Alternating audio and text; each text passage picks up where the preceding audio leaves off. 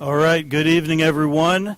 Welcome. Tonight is our February 18th regular board meeting of the Wake County Board of Education. Those of you who are able, please stand as we recite the Pledge of Allegiance. Pledge of Allegiance to the flag of the United States of America and to the republic for which it stands, one nation, under God, indivisible, with liberty and justice for all.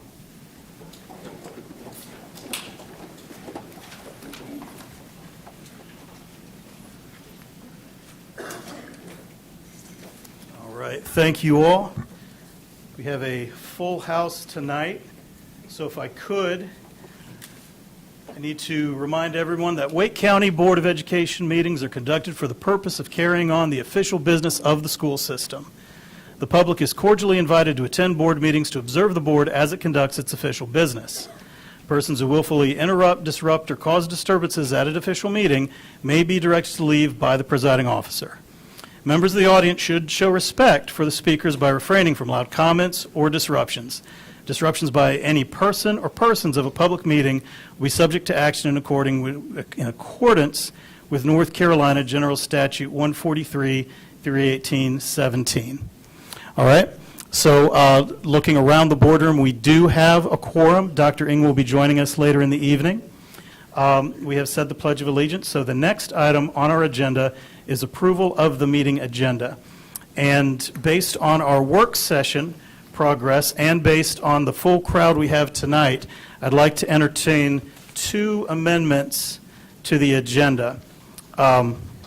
First, I'd like to add to board action approval of the WCPSS Board of Education federal legislative priorities.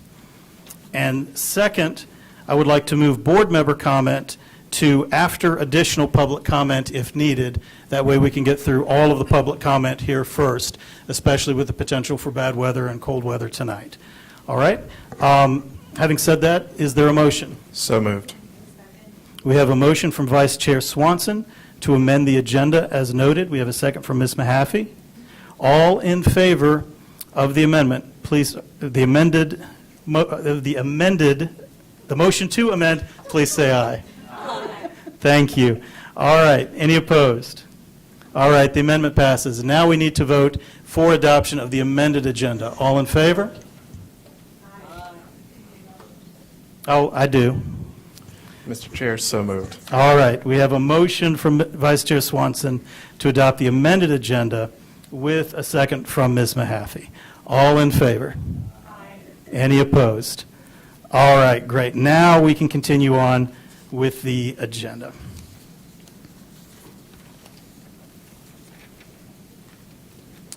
All right. First item that we have on the amended agenda then, with no other information items, will be the public comment portion. Speakers commenting on items on tonight's agenda will be heard ahead of speakers commenting on other topics. All other speakers will be heard in order of their sign-up. Only the person speaking at the podium will be able to stand. All other attendees that are not speaking should remain seated. Concerns related to personnel issues or student matters may be addressed through applicable WCPSS personnel, the grievance policy, or other applicable policies. So if you've come with something that is very specific to your student or classroom situation, please stay afterwards and we can direct you to staff who is here who can help you to resolve that problem or issue. Also, I should mention that our students are given priority in speaking, so they will be given the first opportunities to speak at public comment tonight. In the interest of maintaining civility and decorum, speakers are encouraged to address their comments to the Board of Education, those of us up here, and must refrain from personal attacks and insults directed at the staff, the members of the general public. Please be respectful of your fellow speakers. It takes a lot of courage and a lot of bravery to get up in front of a lot of people you don't know with everyone watching you. And even if you're intending to be supportive, hopefully you would not, be trying to interrupt. Please do refrain from those comments. It can rattle someone in their speaking, and you want to give them the benefit of their full time.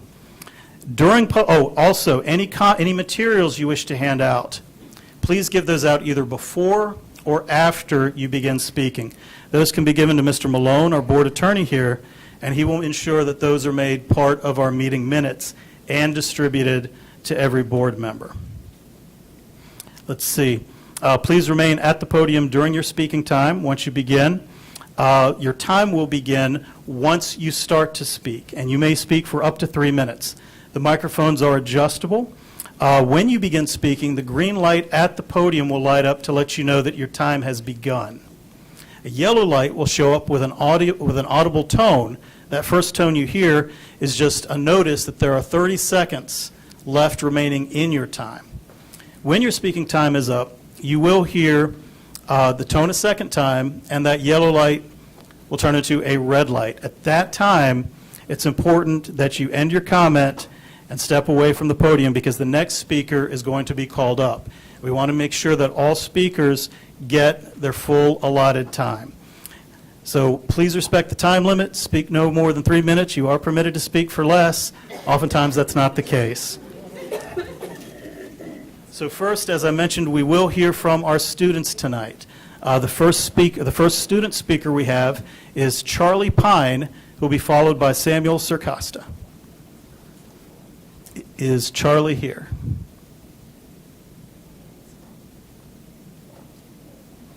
Okay, if Charlie's not here, we'll bump him to the back of the... Oh, is that Charlie? No, I'm Sam. Okay. Then yes, we will go to Sam Circosta, who will be followed by Anjali Joseph. Sam, come on up. Thank you. Good evening, members of the board. Good My evening. name is Sam Circosta, and I currently serve as the Vice President of Role Plays for Broughton High School's very own DECA chapter. I wanted to take this opportunity to discuss how great DECA has been for myself and my fellow Wake County students, as well as thanking the board for their continued support of our organization. Starting with the former, DECA has provided us with countless opportunities for growth and success. In terms of competitive events, our members have taken significant strides to prove their competence as it relates to business administration, marketing, finance, hospitality and tourism, and entrepreneurship. Students demonstrate their knowledge in a variety of ways, including doing role-play events and written papers. This past December, Broughton's chapter competed at NC District 3 competition where, despite this being only our second year as a chapter, 4 teams placed in their respective events. Soon we'll be heading off to state competition in Greensboro, where members will attend workshops and compete for a chance to attend international competition in Orlando. Moving forward to our outreach programs, this year chapter members raised funds and awareness for a variety of issues. Recently, our chapter raised hundreds of dollars, as well as creating nearly 200 individual butterflies for Riley's Army. Furthermore, as part of their project management event, 2 students raised well over $2,000 for pediatric cancer research using their knowledge of marketing to fundraise and collect donations. We at Broughton DECA are so thankful for the board's continued support of programs like these. DECA has become one of the largest student organizations in Wake County, and we couldn't be more thankful for the board's support. We'd like to send a special thank you to District 6 Representative Mr. Sam Hershey for volunteering his time to judge at District 3 competition in December, as well as his exceptional support to Wake County DECA. Thank you all. Have a great evening. Thank you, Mr. Circosta. All right. Our next speaker, excuse me. Remember, we got a lot of speakers we got to get through tonight. So their next speaker is Anjali Joseph, speaking on CTE student organizations and Distributed Education Clubs of America, a.k.a. DECA. And Anjali will be followed by Harper Rossi. Good evening, Ms. Joseph. Hi. Good evening. Thank you so much for letting me speak. And coincidentally enough, I do really want to focus on DECA here today. And basically, a little bit more. I am the Vice President of Career Development at our Green Level DECA chapter. And basically, what we were hoping was that we could request like additional funding or resources or any of those sort of bills to be supported as the... Can I really quickly get a show of hands of how many of you guys know about like the CTSOs or like how much you know about like career technical student organizations? Oh, yeah. Okay, so about most of you guys. So basically, a lot of these career technical student organizations are really beneficial for students to be able to explore career pathways, find out what they are passionate about, and also explore fields that they may have not even been intrigued about in the past. Like I will say for me, DECA was a great entryway into business, and I was not really considering it before. And now I'm really passionate about business, and I feel like a lot of these students should be given the chance to explore their career options. And by funding and resources for these sorts of clubs, especially like DECA, which focuses a lot about business, marketing, that sort of thing, and then like HOSA, which focuses on the health science field. There's FFA, which focuses on agricultural, and there's many more. And I feel like if we could get increased funding or resources for those kinds of clubs, then that would be amazing for us to be able to continue to support students and also allow them to grow and develop their skills. Because especially with a lot of these organizations being competition-based, students are able to get a lot of skills such as public speaking. They can build their confidence, kind of start networking with other individuals that they may want to look forward into, like maybe even working with, and things like that. So I would also like to thank you guys for your continued support for these organizations. Thank you. All right, our next speaker is Harper Rossi, and then we'll give one more chance to Charlie Pine if Charlie is here. Thank you. My name is Harper Rossi. I go by she, her pronouns, and I attend Cary High School. I would like to begin by thanking Tyler Swanson for being vocally supportive of all of the people who attend our school. And I would also like to thank Sam Hershey for his vocal support at the last meeting. In 2 weeks, Wake County schools are required to remove all programs relating to diversity, equity, and inclusion. This includes school clubs like the GSA, the Black Student Association, and the Latino Student Association. As a transgender person, I understand the value of finding a community which not only accepts you, but understands you. A group of people to which you do not need to explain who you are. Having a GSA at my school gave me a community. I may not know what it's like to be Black or Latino or Muslim, but I understand the common need to have a community which you can rely on. We need these communities to continue to exist in our schools. Thus, I would like to ask the school board to please pass rulings which will protect both these clubs and the schools that host them. Our diversity is our strength, and we need to guarantee that our diversity is protected. Thank you very much. All right. Well, excuse me. We'll have one last attempt for Charlie Pine, if Charlie is here. Okay. All right, then. We'll then go to our on-agenda speakers. We have 2 speakers on agenda. Suba Reddy, Madareddy? Is Suba here? All right. Then if Suba is not here, then the next speaker on agenda is Christina Cole.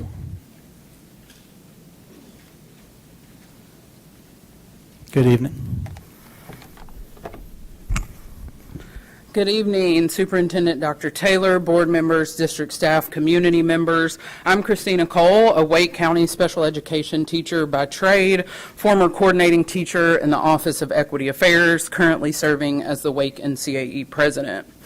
As a special education teacher, I've worked my entire career in Wake County schools at Washington Elementary, Centennial Middle, Panther Creek, and Apex Friendship High Schools. As your federal legislative priority states, your conversation earlier today, the U.S. Department of Education plays a vital role in safeguarding our most vulnerable student populations through policy and funding, including our disabled students who receive special education services and funding guaranteed under IDEA and 504 laws, our multilingual and immigrant students, students living in poverty, and the list goes on. So thank you for your discussion today and urging the federal administration to do what's right by our students. As a coordinating teacher in the Office of Equity Affairs during the current president's previous term in 2018 through 2022, we did and can do necessary work to support those marginalized populations in our public schools. We can acknowledge the diversity of the United States in our public schools, meaning acknowledging, admiring, affirming the differences between people, which is a K-2 learning standard. We can create classroom communities in public schools where those differences are welcome and everyone is included regardless of those differences. We can and we must talk about equity, addressing systems of power that exist and have existed for centuries to oppress specific and marginalize specific groups of people. So thank you, Mr. Sam Hershey, for your brave comments last month. We have to keep saying these things out loud. And that brings me to my final point. As the president of the Public School Workers Union here in Wake, which is a part of the nation's largest labor union, NEA, something that gets missed in the current political moment is the role of capitalism and class identity. No one in this room is a billionaire. This room is made up, and our public schools are made up of working class people. We as working class people are a majority of whom work in and send their kids to public schools, and we need to be united against billionaires and privatizers who are overtaking our government, though it looks a little different than January 6th, and privatizing every public institution and getting rid of every social safety net meant to protect and support the working class, including our beloved public schools. The billionaire class is using these differences to divide us, sowing seeds of chaos and confusion to have us fighting each other instead of fighting them. What unites us across race and gender lines is our working class identity. So I urge everyone across the aisle, across party lines, across this room to protect the promise of our public schools. We must stand united to defend and transform them, and we must fight to win. Thank you. Thank you. Our next speaker tonight is Malik Small, who will be followed by Joseph Deaton. Is Malik here? All right. In that case, we'll turn it over to Joseph Deaton, and Mr. Deaton will be followed by May Mitchell. Good evening. Last time, I told you how WPATH suppressed publication of evidence reviews that did not support their treatment guidelines. They have a history of this. At a 2017 WPATH conference, Professor Ken Zucker organized a panel discussion relevant to your Title IX policies on research that showed the majority of children with get over gender dysphoria with no intervention, whereas social transition locks in dysphoria. Activists who are part of those conferences shouted down the discussion. The WPATH organizers then canceled the session and apologized for scheduling it. In 2023, WPATH pressured a journal to fire Zucker as editor and retract articles also relevant to your Title IX policies, showing that rapid onset dysphoria of adolescents was due to social contagion and/or mental health issues. At the Tavistock Gender Clinic, 2 internal reviews were suppressed. Clinicians who worried that they were violating the Hippocratic Oath were labeled as transphobic and drummed out. 7 out of 8 adult gender clinics refused to provide data to the CAS review about the outcomes for Tavistock patients who transferred into the adult clinics. A Tavistock study that failed to reproduce the results of the original Dutch protocol was withheld from publication while Tavistock continued prescribing puberty blockers and hormones anyway until they were forced to publish by a malpractice lawsuit. Professor Olson Kennedy at USC, who is also being sued, has withheld results from publication too. During my career, I have never seen anything like this. We do not make progress in science and medicine by blocking publications, firing people, and refusing to consider data that doesn't agree with our theory. Wake County must end participation in this scandal. That includes everything from gender identity books in libraries to use of locker rooms reserved for the opposite sex and to forcing everybody to use false pronouns. Thank you and good evening. Thank you, Mr. Deaton. Our next speaker is May Mitchell, and Ms. Mitchell will be followed by Eric Shepard.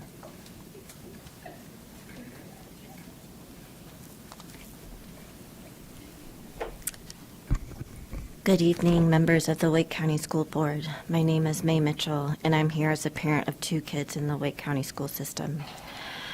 Today, I want to bring attention to a critical issue affecting some of our most vulnerable students, which is Latino immigrants and LGBTQ youths who are facing heightened threats due to the recent political actions at the state and national levels. We are seeing real consequences of these policies in our schools. Attendance rates among high school students, particularly those from Latino immigrant households, have dropped as families fear harassment, discrimination, or even deportation-related consequences. LGBTQ students, especially in middle school, are experiencing higher levels of distress, with national and local research showing a rise in suicide rates. According to the Trevor Project's 2023 National Survey on LGBTQ youth mental health, 41% seriously considered attempting suicide in the past year, with rates even higher among transgender and non-binary students. The CDC also reported suicide rates among middle schoolers have been rising, with LGBTQ students experiencing a disproportionate levels of bullying, depression, and self-harm. These are not just statistics, but our students and our children. I understand that the district is likely consulting with legal counsel to navigate the chaos stemming from federal actions, but harm is happening now. I also want to take a moment to appreciate the guidelines Wake County has provided regarding ICE presence at schools. This is a crucial step in ensuring that immigrant families feel safer sending their children to school. However, fear and uncertainty still linger, and more must be done to protect our students. I respectfully ask, what concrete steps is Wake County taking to ensure that immigrant and LGBTQ students feel safe, supported, and valued in their schools? How are we addressing the mental health challenges that they are facing, and how can we improve our access to counseling crisis support services? Our students need to hear loud and clear that Wake County Public Schools are committed to their safety, their mental health, and their future, and most importantly, their dignity. I urge you to take action and provide transparency on how this district will protect all students. And Dr. Ning is not here today, but I wrote this last paragraph specifically for him, which is that I imagine that he cares deeply about how he shows up and the influence he has on others, but I invite him to think about his own beliefs, because I've listened to him speak the past several years, and as a daughter of a Chinese immigrant, I wonder if he recognizes the rights we both have today are the result of the tireless work of Black organizers, and that I appreciate him speaking about the AAPI communities, but the myth of the perfect immigrant is rooted in white supremacy and anti-Blackness. And this kind of thinking... Thank you, Ms. Mitchell. Our next speaker tonight is Eric Shepard. And Mr. Shepard, excuse me 1 minute, Mr. Shepard. We'll let those folks pass. All right. Mr. Shepard will begin, and Mr. Shepard will be followed by Elizabeth Bergen. Good afternoon, members of the board. My name is Eric Shepard, and I'm one of your constituents. I went to Averysboro, Carnegie, and Southeast. I have my degree in education. I got my teacher's license from the state of North Carolina. I taught remedial English at Title I schools. I did 6 tours in the Middle East.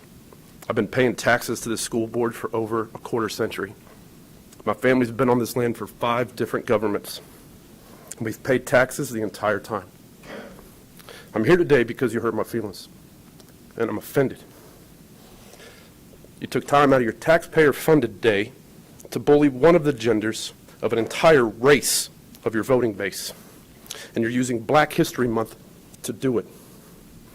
The direct quote I'm referencing, verbatim, made last meeting by the board, was it's really important to talk about that for 250 years it's been mediocre white men that have been hired based on their skin color, and those are the facts. I left parts of myself on foreign lands for this country, for this county that I know is home. Gold Star parents have lost heart pieces, and it wasn't for mediocrity. It wasn't to be called mediocre by an elected official. Those comments called citizens who gave their lives for this country mediocre. And they referred to 40% of the Wake County students' fathers as mediocre on the world stage. And if this is the form of public humiliation that exists in front of the cameras, what happens behind the scenes? What kind of kickback conversations, what kind of rhetoric violence are we talking about behind the scenes? This board's focus is supposed to be the effective regulation of the education system, and we're supposed to be setting an example for the children who are going to fill those seats in the future. So I'm going to help give you some considerations to maybe refocus that. A quarter of Wake County high school students tested below proficiency for reading. Over half tested below for math. Operational issues persist, like hundreds of teacher vacancies and bus driver shortages. Student mental health issues like depression, anxiety, and teenage suicide are all rampant and increasing. Hidden statistics have no inquiries, like unreported sexual assaults, interracial violence, and inappropriate teacher-student engagements.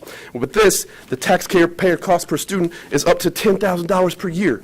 So this is why you're seeing a rise in homeschooling, because confidence in the bulk solution is going down. Confidence around having government officials around your children is going down.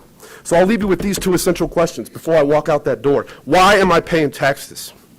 If I'm paying taxes and all the good numbers are going down and all the big numbers are going up, and somebody from the most affluent district in my fucking jurisdiction is going to call me mediocre. Have a good night. I appreciate it. Thank you, Mr. Shepard. The next speaker is Elizabeth Bergen, and Ms. Bergen will be followed by Becky Lou Hobbs.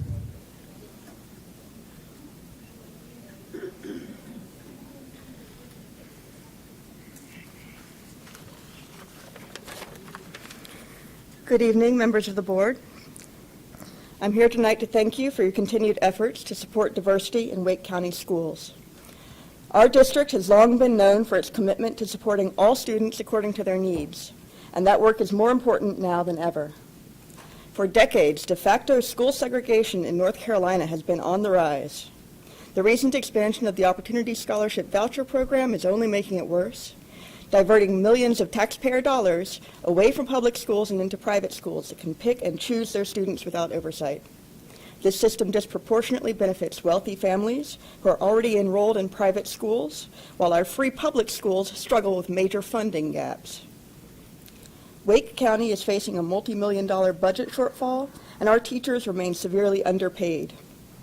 This fuels a growing teacher retention crisis, leaving public school students underserved and pushing more families toward private schools, including those that have become modern havens for segregation. In the face of increased inequality in North Carolina schools, we need to strengthen diversity, equity, and inclusion efforts to ensure every student, no matter their background, has a fair shot at success. We also need to further invest in competitive pay for the teachers and staff who are the backbone of our public schools. I urge this board to push back in any way you can against federal attacks on DEI initiatives and continue prioritizing higher teacher pay. Wake County has the chance to lead the way in building a well-resourced and successful school system that serves all of its students, not just the wealthy ones. Let's make sure we take it. Thank you. Thank you, Ms. Bergen. Our next speaker is Becky Lou Hobbs, who will be followed by Jessica Lewis.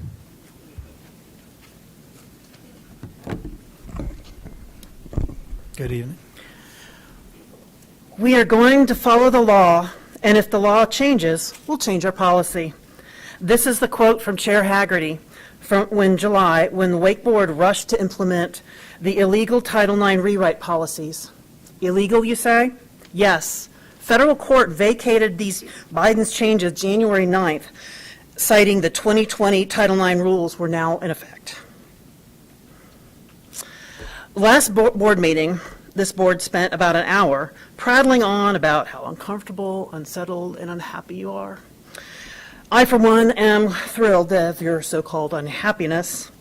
Fortunately, there are two board members who chose to focus on students and academics. This board should be ashamed of yourselves. The lies and the hate spewed towards your political opposition, and more importantly, your constituents. In November, millions voted for change and are very hopeful for the direction our country is now going. We, the parents, are tired of our kids not going to school and not learning to read or write. 4 out of 10 kids are not reading at grade level. 6 out of 10 kids are not proficient in Math 1, which is required to graduate. You've yet to explain to me how you can boast a 91% graduation rate. Now let's get on to some details of the last board meeting. Mr. Hershey said many derogatory things. This is not the first time that's happened. Yet this board, and specifically the chair, has done nothing. We, the parents, vote for, and the voters want what is best on the board. We don't want somebody that's mediocre. If you're mediocre, get off. He also said DEI hire is a replacement for the N-word, and then proceeded to call people losers. No, when any member of the board focuses on physical appearances, which is what DEI does, such as skin color, instead of qualifications, you end up getting people who are not the best. Focusing on appearances and classifications is a discredit to everybody. Black, white, Asian, Hispanic, anybody who has worked hard on their craft, it discredits them. And then there was Miss Rice, who kept referring to people who look like her. Why don't you just say black? Because you compared yourself to Keith Sutton and Tyler Swanson, and you guys look nothing alike. Why are you encouraging people to vote based on skin color, not qualifications? That is racist. That is what DEI is. 7 of the 9 board members worship at the feet of DEI to the detriment of our children. Diversity, it focuses on quotas. Equity, it's the enemy of excellence. Inclusion becomes compelled speech. It's time to throw away DEI and get back to academic instruction and obey the law. Change your policies, disband the Department of Equity Affairs, and remove CRT and SEL curriculum. Thank you, Ms. Hobbs. Ms. Lou Hobbs, I apologize. All right, our next speaker is Jessica Lewis, who will be followed by Catherine Rodriguez.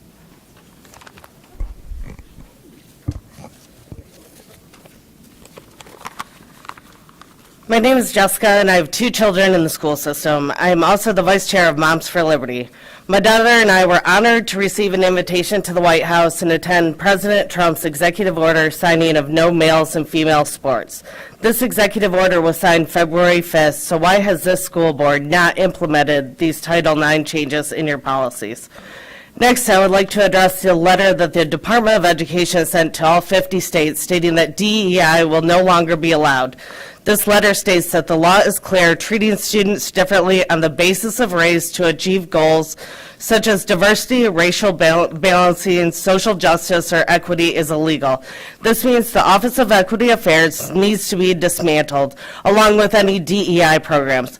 February 28th is the deadline to say goodbye to DEI.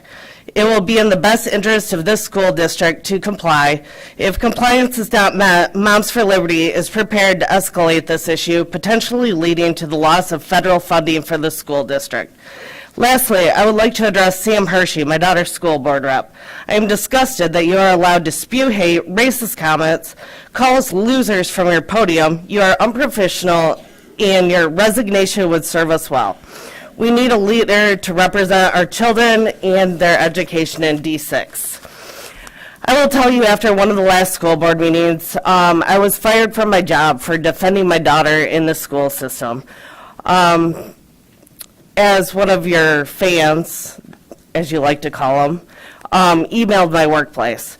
Anyways, it was a blessing in disguise. My new job, the management now has a backbone, and you do not have to, she said, keep standing up for what is right, so I don't have to worry about that anymore. My daughter was also bullied after that school board meeting, because it was very obvious that you sent out a phone call, text, email to get your leftist crew out to the meeting, and then they went home to their kids. She was bullied. She was put in a chokehold at her school dance, pushed up against a wall from a girl waiting for her in the stairwell. We've seen it all on video footage. We've been down to the Wake County Attorney's Office with our attorney twice. Anyways, the principal has denied it 2 times now. because she said it doesn't follow policy 1710 or 1720. If a chokehold and pushing somebody against the wall doesn't go with your bullying policies, maybe you need to review them. The disgusting part is if we appeal it, it goes to Elena, the superintendent, then it goes to Sam Hershey. We know you're all going to back the principal up. My attorney and I have already talked about it. No parent should ever have to fight this hard for their child to get a good education. My daughter's been out of school first through third period now for 4 months, waiting for them to switch my daughter's English teacher. Please look no further than yourselves, as you are the reason parents are pulling their kids out of the school system. Thank you, Ms. Lewis. Our next speaker is Catherine Rodriguez, who will be followed by John Baylog. Hello. Good evening. I just wanted to say thank you for being up here and taking all of the comments from people who may not understand what you're trying to do, but I know that you're trying to protect the students. And even though I don't always agree with your stances, Ms. Caulfield, I do appreciate that you always try to bring up bullying, and I'm sorry for what happened to your daughter. I think bullying is unacceptable in any form, but I think we have to admit that sometimes these policies of trying to be anti-DEI kind of put some kids at risk. You know, LGBTQ kids who come up, like Harper, that was incredibly brave to come up and speak in front of people who are actively trying to repress your identity and make you seem like you don't exist. I think it's so sad that the clubs that make her feel accepted are going away.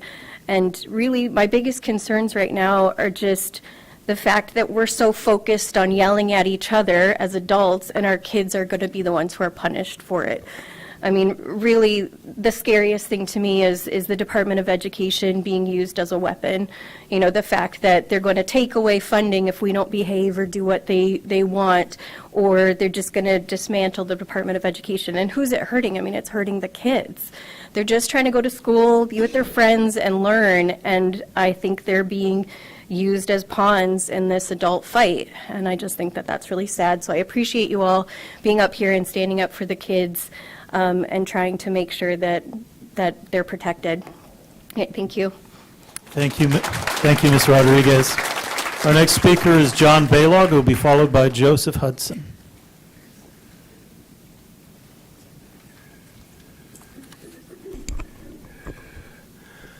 Good evening, school board. Thank you for your time. Congratulations, Mr. Hershey. You made it on Fox News. That's a very good-sized audience.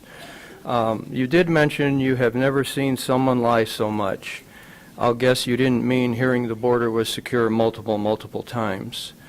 The school board should be a nonpartisan group, and I would hope opinions of the board do not influence classroom teachings. Students should be taught to love and support this great country, not burn the flag and destroy cities and property, even downtown Raleigh. They should respect the office of the President, Congress, and the Supreme Court. Please stop the politics and educate. The NSBA, National School Board Association, has as their guide 6 items. I'll do a few. Number 1, education is not a line item in a school board's budget. It is the only item. Number 2, the school board represents the community's voice in public education. Number 3, the school board sets the standard for achievement in the school district, incorporating the community's view of what students should know and be able to accomplish at each grade level. Again, we've heard a few times we're at 60% grade level, and yet we're graduating 91%, so something's a little bit amiss there. We're either putting folks through with 60% or something else. The school board is accessible to everyone in the community and is accountable for the performance. I do appreciate your time. I do appreciate you folks. I would not want to be sitting in your chairs. Thank you for all the hours and times that you put in. I really, really sincerely mean that. The school board is the community's education watchdog, ensuring that taxpayers get the most for their tax dollars. This includes making access to pornographic materials age appropriate.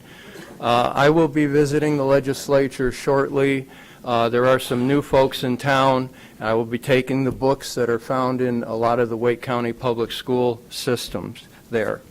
You quickly passed the unconstitutional Title IX changes, and they are unconstitutional.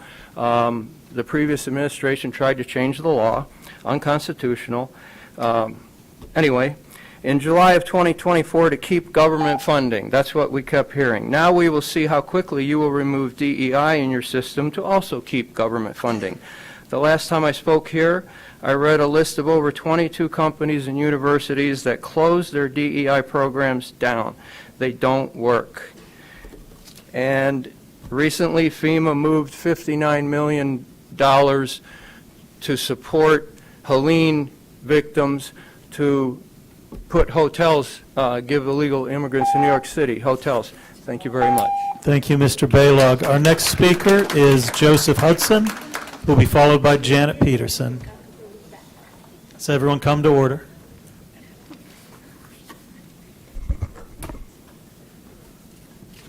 Okay. Does this clock need resetting? So, It says 2 seconds on it. all right, let it run down, Okay. and then once it turns green, I your need time more than will 2 start. seconds, thank you. I'm Joseph Hudson, and I recently sent you all 2 emails on a horrendous Wake School sexual harassment policy and your corruption of Title IX to get to that policy. Sadly, the policy is consistent with past and current Wake Board, school board, nonsensical woke actions, like placing porn in school libraries. Woke zealots on the board consistently prioritize woke policy over the proper education and welfare of students and have ignored countless pleas for common sense from concerned parents and citizens on this subject. I have one of the executive orders here, ending radical indoctrination in K-12 schooling. I'll give Mr. Malone a copy when I'm done. The federal government has issued new rules and executive orders to prioritize education over woke indoctrination or risk losing federal funds.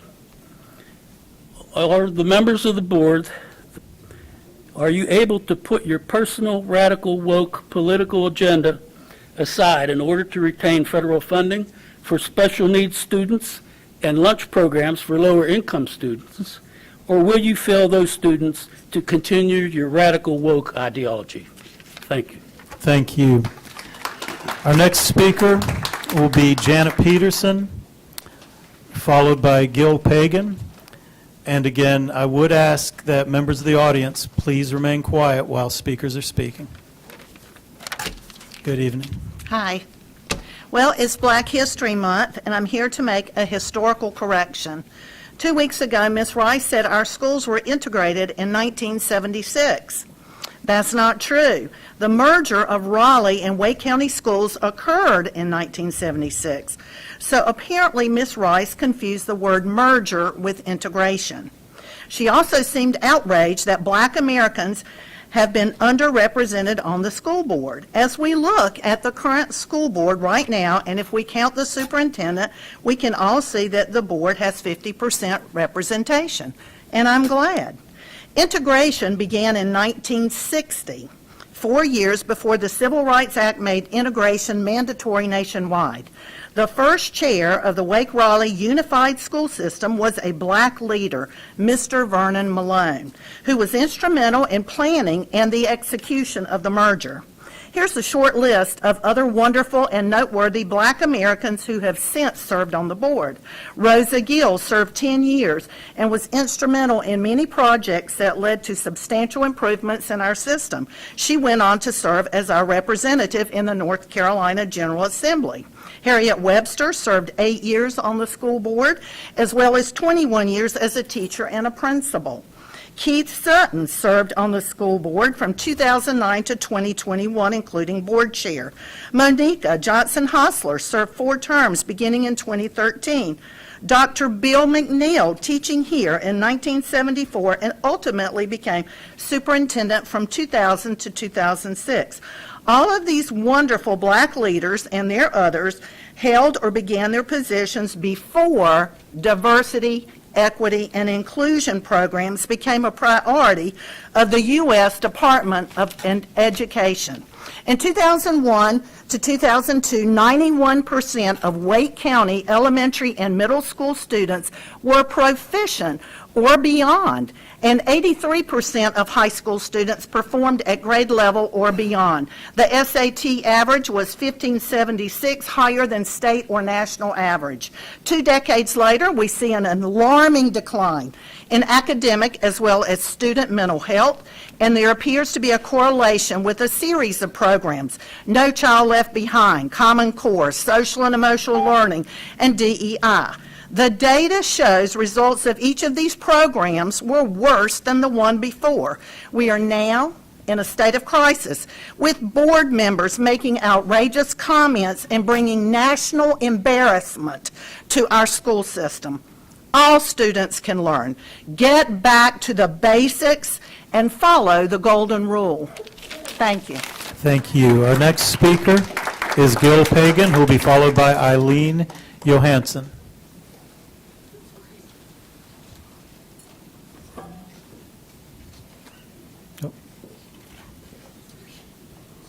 And Mr. Pagan, if you can just wait 1 second while everyone gets seated or out of the room for you. It's Pagan. Don't Pagan. call me Pagan. Okay. I appreciate the correction. I didn't want to use my time. No worries at all. Completely understood. And I apologize for the No, it's okay. mispronunciation. You didn't know that. All right. Good evening. Good evening, board members. As a Hispanic parent of an autistic child, I'm shocked about the story of Justin Smithen. Justin Smithen is a nonverbal autistic student who was attacked by James Rencher at East Wake High School.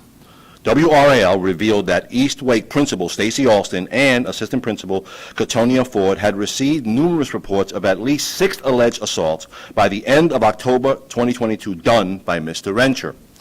Justin's mom spoke to Mr. Alston when she was secretly notified of the attacks on Justin, and Mr. Alston confirmed he was aware of the attacks. But Rencher was still working there. It was revealed that Wake County Public School Superintendent was also knew about the attacks and did nothing. Justin's mom was kept in the dark for 17 months on the outcome of her complaint after meeting with Principal Alston.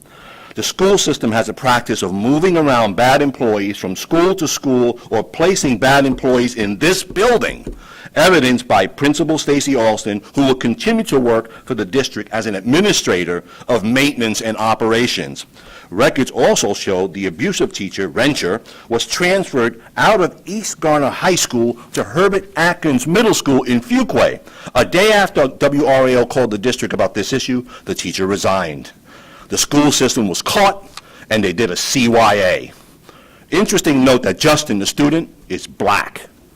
Rencher, the bad teacher, is black. Alston, the principal, is black. Ford, the assistant principal, is black. And our superintendent is also black. Where is DEI here? To protect the vulnerable. Sounds like the system is protecting itself at the expense of minority students. All those in power are mandated reporters and should have called police. At a minimum, all of them should have been suspended while an investigation played out and then fired when all the details came out. Some people are still working here. You have sent a message that it's okay for staff to assault students. Make that black students. We will just move you around the system. Can you imagine how the mom felt when she heard her son was assaulted? And he could not tell her because he's nonverbal. No, you couldn't if you do not have a special needs child like I have. I would have cried. Then I would have got angry. How dare you cover this up? Shame on you. All of those people should be fired immediately. Thank you. Thank you. Our next speaker is Eileen Johansson, followed by Renee Seckel.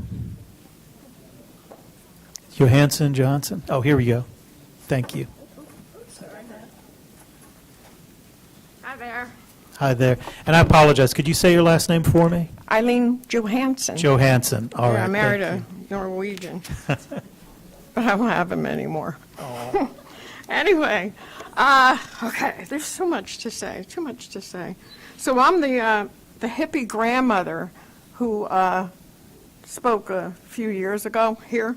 I did a Paul Harvey, what if I was the devil? I spoke that. And I didn't know, but I got 1,000 hits on TikTok or something like that. I didn't know. But I guess I struck a chord with some Americans.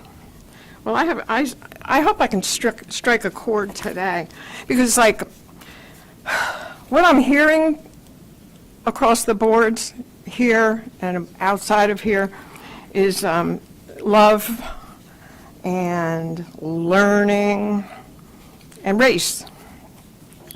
A lot of it is, I believe, is false. Love is false if you're allowing children porn in the schools. That's false. You can't love a child if you know that there's horrible books in the school, and the school libraries, librarians know it, and you know it. Learning, we've just heard about learning. We wish the children were learning more. But when you have this, this diversity thing and DEI and everything, how can they learn? When I was a kid, I respected my teachers, and my teachers were great. And I was the hippie girl who went wild when I was 19, 20. I'm the girl who got a bunch of girlfriends, and we went down to Harlem and watched, what is it? I'm tired of being alone. You know who I'm talking about. And we walked into Harlem together to see, tell me who it is. I forget names these days.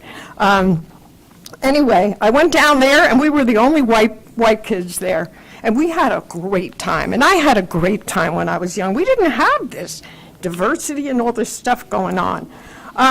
So basically, the love, the learning, and the race is fake, because your children are being exposed to porn. They're being exposed to mutilation. They're confused. It's not our fault. It's just not. And the thing is that the parents need to have the control on the children and not make excuses for them to the wrong place. The excuses are for the family, for the community, and all of that. But it's not about what we're hearing here today. So anyway, I'll see you next time. And that's it for Eileen. All right, thank you, Eileen. Our next speaker is Renee Seckel, who'll be followed by Susan Book.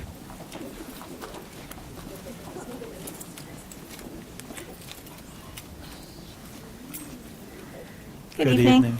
How are you? Oh, rats, it's trying to erase. I finally took notes. So first off, I wanted to say thank you to Ms. Rice for your comments last meeting. It really struck me how few black members we have had on the school board and how very recent integration is. And to be honest, I think we all know that integration hasn't ever actually happened, and here we are now talking about resegregating the schools. And I appreciate your giving me a lot to think about. Mr. Hershey, I appreciate your comments as well, and for most of you on the school board, it is so clear how deeply you feel for our children and how deeply you want them to be educated, all children, and that is very much appreciated. Now, turning to another civics lesson. So yes, it is true that the Department of Education put out a Dear Colleague letter last week, giving all schools in the country basically 14 days to turn away from diversity, equity, and inclusion, or else lose their federal funding. However, that letter in its own text said that it does not have the force of law. And I thought people might have some desire to learn what a Dear Colleague letter is and what it can and cannot do. So first off, that 14-day fuse means nothing, because for a school or a school system to lose their federal funding, a complaint needs to be brought by the Office of Civil Rights within the Department of Education. The school must be provided an opportunity to respond. They have to work on coming to an agreement first, And if that agreement fails, or if they can't come to an agreement, then the school system has the right of due process where they go through an administrative hearing before public funding can be pulled from that school system. So none of that can happen within 14 days. So, and I'm sure that you're all getting good legal counsel. Mostly this is for people who might not know what this process is. Speaking of the Office of Civil Rights, as we are all aware, President Musk has been going through and firing dozens and thousands of people throughout the government, including folks in the Office of Civil Rights. So I ask you, who's going to be bringing these complaints against school systems? If you fired the attorneys and you fire the people in the office, who is left to enforce these executive orders? Furthermore, this administration has declared that it is going to be eliminating the Department of Education itself, and with it, the Office of Civil Rights that sits within it, and slashing funding for public education anyway. So if they're going to do it anyway, what is the point of compliance? And finally, I just need to talk about the so offended people who we're hearing from, specifically from Moms for Liberty. Because a couple of weeks ago, somebody sent me a recording of a Moms for Liberty training where they literally offered legal services to people whose kids bully other children in school to protect those kids from being punished. So that's it. All right, thank you. The next speaker is Susan Book. Excuse me, let's bring it down. The next speaker is Susan Book, who will be followed by Vicki Harry. You would think this would get easier. Hello, and thank you, Wake County School Board.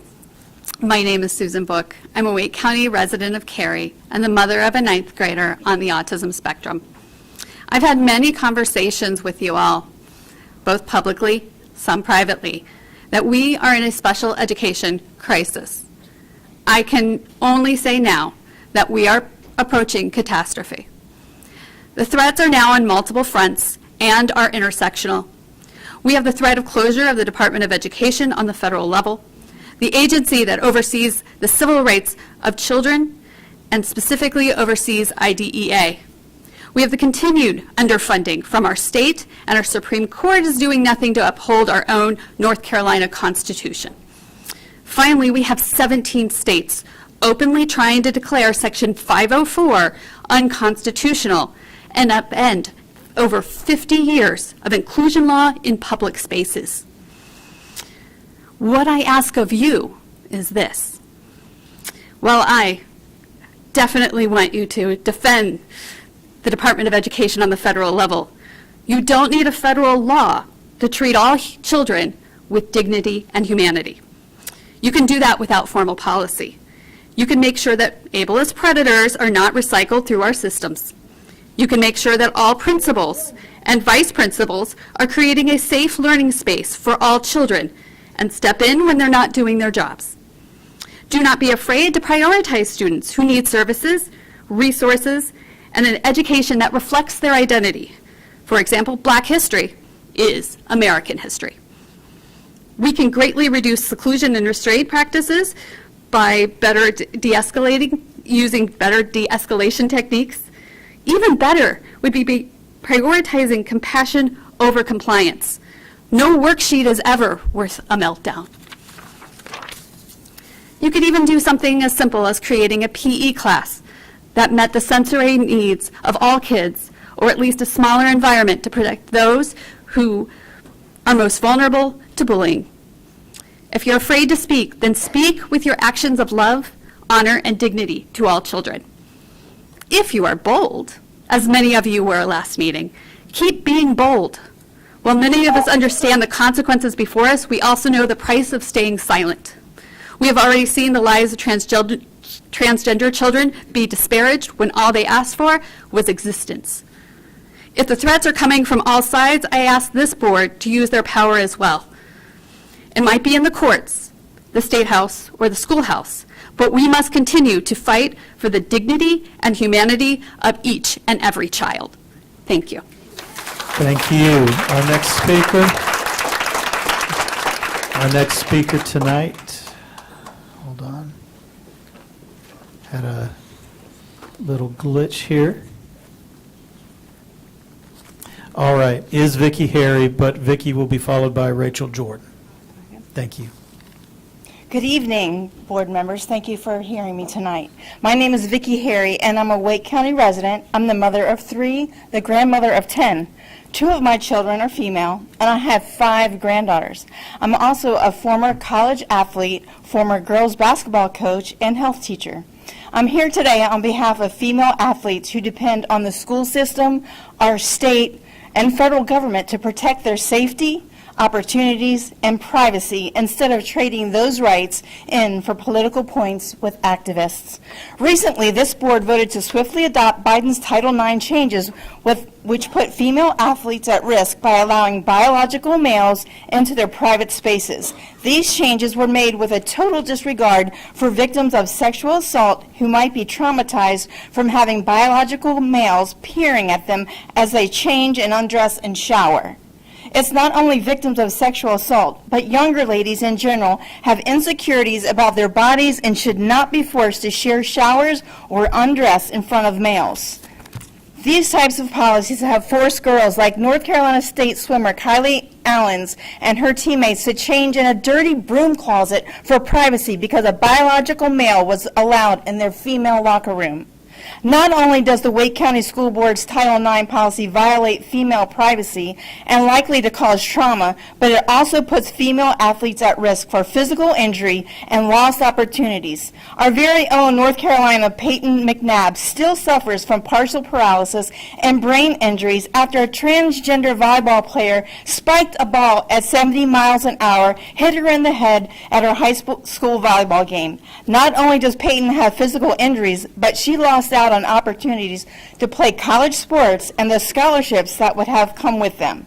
There is one thing we can all agree on, and that is everyone should have the right to play sports. Biological males who identify as another gender can play on male teams, but they do not belong on female teams. Gender-specific sports were established because of the undeniable differences between the sexes. No amount of hormone therapy can change the physical advantages of biological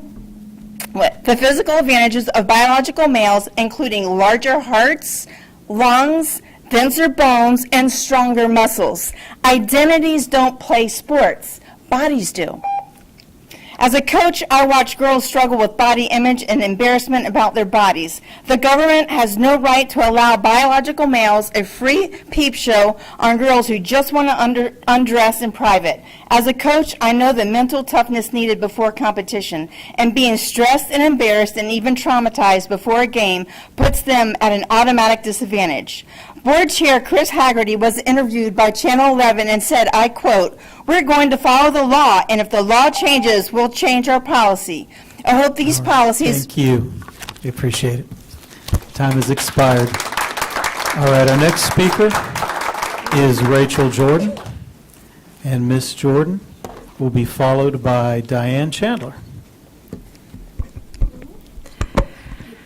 Hello. So I am a mom of a daughter who's in 5th grade here. And I am here in the midst of all of this controversy to tell you guys how much I love the school system. I grew up a kid who was moved around many, many different small towns in North Carolina, South Carolina, Georgia, Virginia, Indiana, and California. And I had horrible experiences in school. I was a geeky kid. I was always the new kid. And truthfully, I was terrified when my daughter was going into kindergarten, and this was complicated by the fact that I had both lost a child right after birth, and some of our best friends had. And so she was going into kindergarten talking about her dead sister and her god sister's dead sister. Was an interesting experience.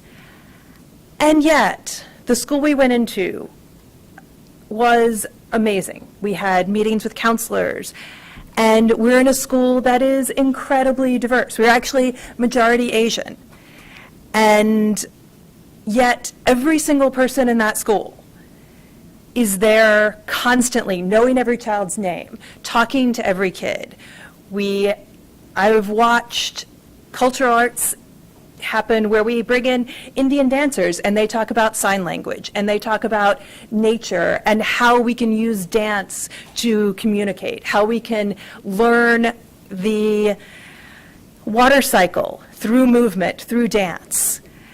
I have had the incredible pleasure to get to sit on one of the board advisory councils for the school district and watched as principals, as PTA members, take the time out of their busy schedules just to celebrate the wins, to talk about reaching one child that they couldn't reach before, to talk about finding a new way to talk to kids, to talk to other teachers.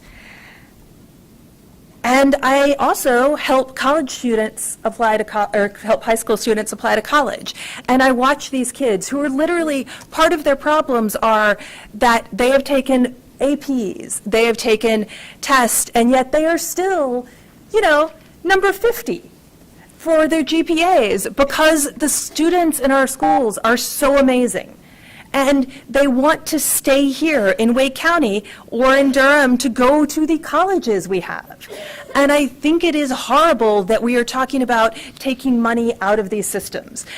We have some of the best magnet schools. We were just, out of 24 top magnet schools, 18 of them were in Wake County. That's funded by our federal government. I think it's ludicrous that we're talking about taking away these opportunities that our school board and our teachers work so hard for. Thank you, Ms. Jordan. All right. Ms. Chandler, if you want to wait 1 second while some folks go behind you. Sure. Don't want you to be interrupted. All right. So our next speaker is Ms. Diane Chandler, who will be followed by Andrew Ulam. Hi, thank you. First, a little history lesson. Nowhere in the United States Constitution is education a priority of the federal government. It is always meant to be a state issue. And that's what we're going back to, okay? For those of you who are concerned about lost funding for school lunches, that's the big Department of Agriculture, which it is now. IDEA will still be a law that protects students and people with disabilities like myself, okay? And federal grants and loans will be under the Department of Treasury, okay? So, that's a little lesson. As for the board comments from last meeting, from Mr. Hershey, the only mediocre white man is the one I'm looking at right now. Stop making this about race, because people of all races and ethnicities voted for the change because we want better for our children. It is not about white or black or Indian or whatever, okay? It's about better education for our children. And since the Department of Education was founded in 1980, which is really not that long ago. It's only 2 years younger than myself, and I don't consider myself to be that old, okay? Education hasn't been any better, okay? It hasn't gotten better. So something is not working, okay? Now, the Department of Education has given you a deadline for taking away diversity, equity, and inclusion initiatives and programs. I sat in this room where you were so concerned and you pushed forward the changes to make it Title IX, even though there was a federal lawsuit against it, because you were concerned about losing funding. You even pushed the pressing local issue that I was here to talk about to the next meeting, even though it really should have been discussed at that meeting, because you were so concerned about getting that. So you are hypocrites if you are not concerned now about doing what is being required by you, by the Department of Education. You are being hypocrites, because it's not on your agenda tonight. And the next meeting will be too late. So you are putting You're in danger before the federal funding. You. Thank you, Ms. Chandler. Our next speaker is Andrew Ulam, who will be followed by Jonathan Clayton, and then that will conclude our speakers. Oh, right. Thank you. I appreciate that, Janet. Mr. Reddy, since you are here, we will put you at the end of the speaker list, okay? Thank you. Thank you, Ms. Peterson. Hi. Everybody take a deep breath. I'll give my first 5 seconds to just like deep breath and hang out. One, thank you guys all for being here. My name is Andrew Ulam. I'm a proud parent of a second grader in Wake County Public Schools. I'm also a business owner in District 6. I'm a resident of District 4. Thank you both for speaking out and speaking your minds and just being present at the meetings. This is really an incredible place, and I'll echo the sentiments that I have no idea how you guys are just standing up here and absolutely taking it.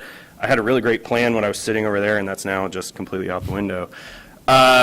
My son, our son, is a second grader and was just taken off of an IEP about 3 weeks ago. He's met and he's exceeded his goals, but he does have an autism diagnosis and an ADHD diagnosis, and we're petitioning for 504 for him.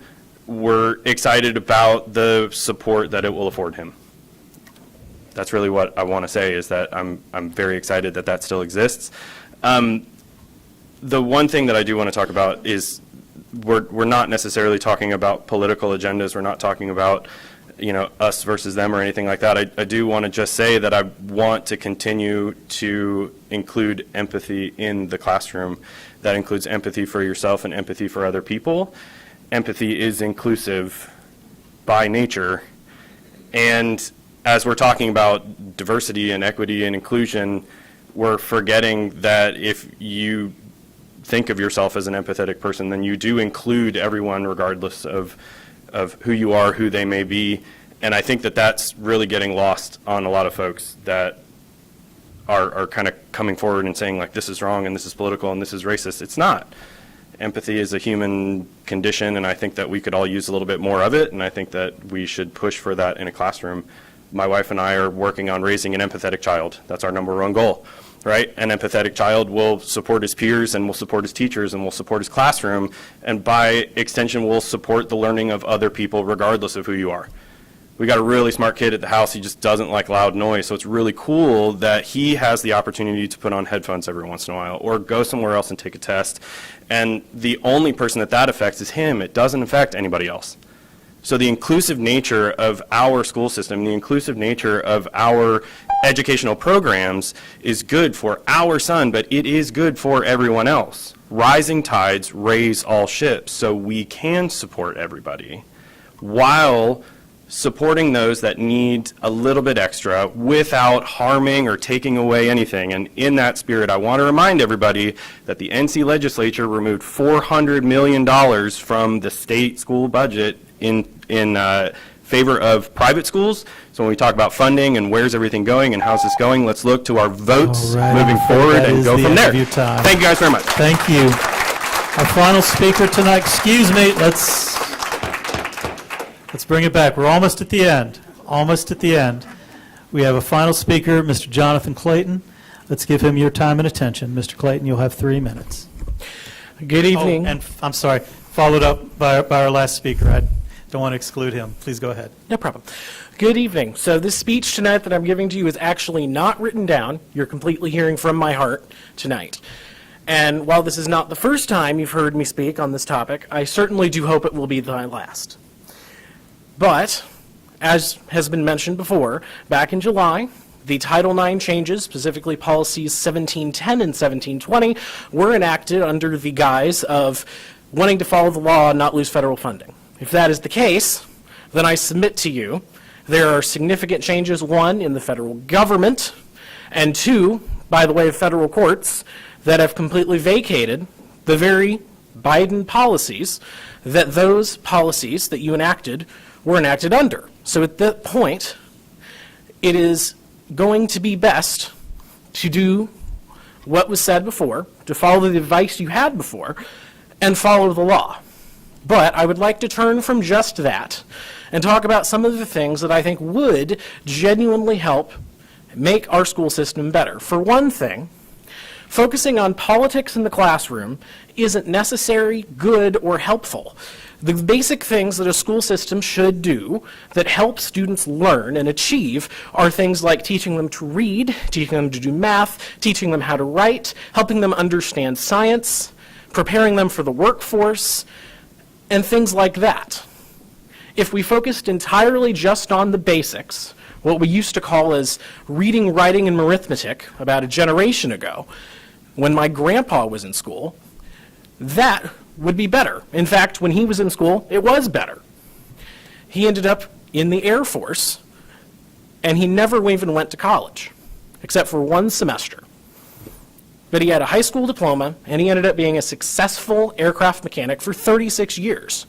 So when we have in our country focused on the basics, reading, writing, math, science, history, and career readiness, it has worked quite well. What hasn't worked is politically driven, agenda-driven educational practices that have actually caused students to learn less and yet at the same time be unprepared for the workforce. I myself am 24 years old. I don't feel 100% that the public education I received prepared me for the workforce. I found myself in college playing catch-up, essentially, to those I knew and some of my peers, as I felt that, yeah, I'm not exactly dumb, but at the same time, some of them are better at taking tests than me, some of them are more prepared to be here. And some of the things that I'm talking about now would have helped that happen when I got there. So tonight, I hope that we will get back to that and return to common sense. Thank you, and have a great evening. Thank you, Mr. Clayton. Our final speaker, let's bring it back. Our final speaker, Subareddy Madareddy. Good evening. Thank you. Thank you for taking time and giving opportunity. So first, I want to thank you for all the teachers and students, parents who are taking time and coming here and to participate in this Wake County School Board meetings, because this is very much important for us to understand now why the students are not capable of, or why parents are worried about the school educations in the Wake County school system. So saying that, one of the parents, when I was walking to the meeting, so he gave the notes. So he has a concern. I want to give you the preference for them first. First and foremost, the capped and feeder cap schools in the Apex Friendship and other schools still not open for zoned residents since 2020-21. What is a measure the DOE takes to mitigate the issue? That's one. Most Wake County schools lack the basics, basic cafeteria, sports, buy lunch facility, and amenities, unlike neighborhood states, Virginia, Maryland, and DC schools. And no buses for TMSA charter school is terrible situations to be addressed. And curriculum must be focused on the critical theory to prevent the racist ideology from the schools and politics. That's what his request. Hope you will understand, you will give the respect for the parents and kids who are concerned about this stuff. Coming to my point is, there are five concerns I want to bring your attention. As a parent, as a volunteer, as a school, Wake County residents here, what are the concerns we are worried about in the Wake County school system? Why we are not able to build the next generation scientists? Why we are not able to build the next generation leaders? Why we are not able to build the next generation ideology role models in the world? So everybody watching in the America educations, and they are worried about that America dreams are suffering because there is a lot of education problem going on which are more messed up with the political and other ideology. So as a parents, as a active community volunteers, let us step back and think about it. Where is this funds and budget is going? The school system is set up for teach the students core mathematics and STEM education, and bring them more political science or whatever, more educate them to build the next generation citizens, good citizens in the country. And we as a parents, we gone through, we learned it, but we are messing up with a lot of political agenda and other aspects in the school system today, because I've been coming for last couple of years, we've been talking about various topics, but are we concerned about the teacher salaries? Are we concerned about the bus driver salaries who are taking care of our kids to teach them? Thank you. Thank you. All right. I know that was a lot of speakers, and some of you may have other business tonight, so what we'll do is we will take a 5-minute break, just in case anyone is leaving, and then we will reconvene. Thank you.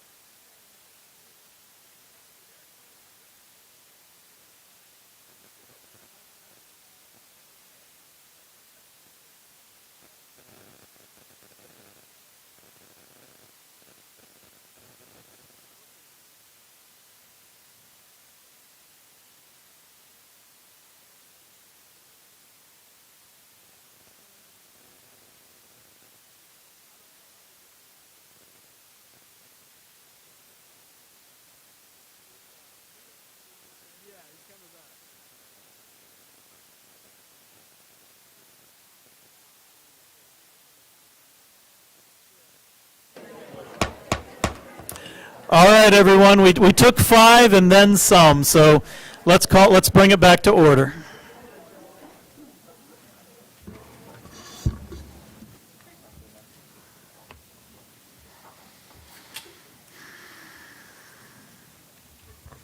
All right, thank you. We'll give everyone just one more second to take any seats.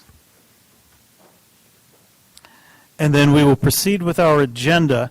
So we did move board comments to the end of the business agenda, but we did leave the superintendent's comments.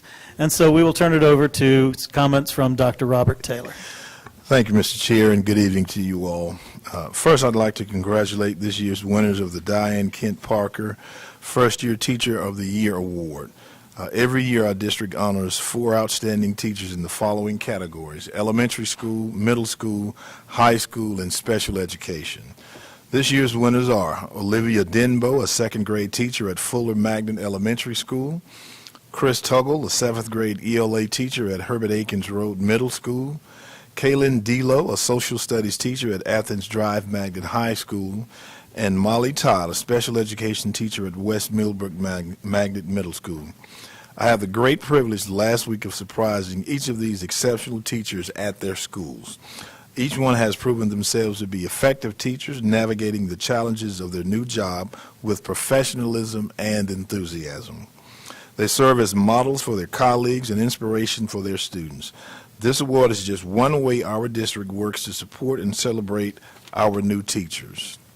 We also founded the Future Teachers Program, which provides professional development and guaranteed job placement for Wake County Public Schools student seniors who commit to the teaching profession and attain their certification.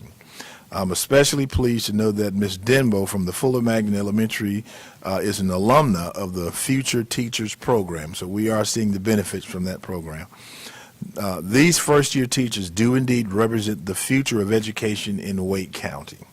We are grateful for your service to our young people, and we look forward to your continued excellent work in our classroom for many years to come. So again, congratulations for a well-deserved recognition for these beginning teachers. I would also like to congratulate the 20 teachers who were named last week as semifinalists for the Wake County Public Schools Teacher of the Year. They were recognized by their peers and school leaders for the incredible work they do in the classroom each and every day. A full list of semifinalists is on our website, so you can check that out.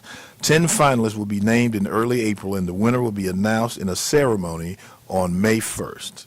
Regardless of who wins the top prize, each one of these semifinalists should be extremely proud to be deemed among the 20 best teachers out of more than 11,000 in our district.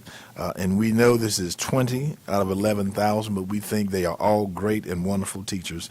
So again, congratulations and good luck. Next, I'd like to remind you of 3 important events we have coming up next week to encourage you to consider attending one or more of these events.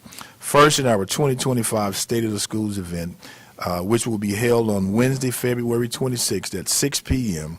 at Southeast Raleigh Magnet High School.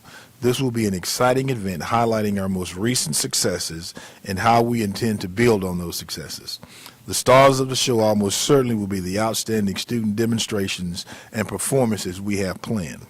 This event will bring together leaders from both inside and outside our organization to unify us as we work toward our common purpose of ensuring that every student reaches their full potential.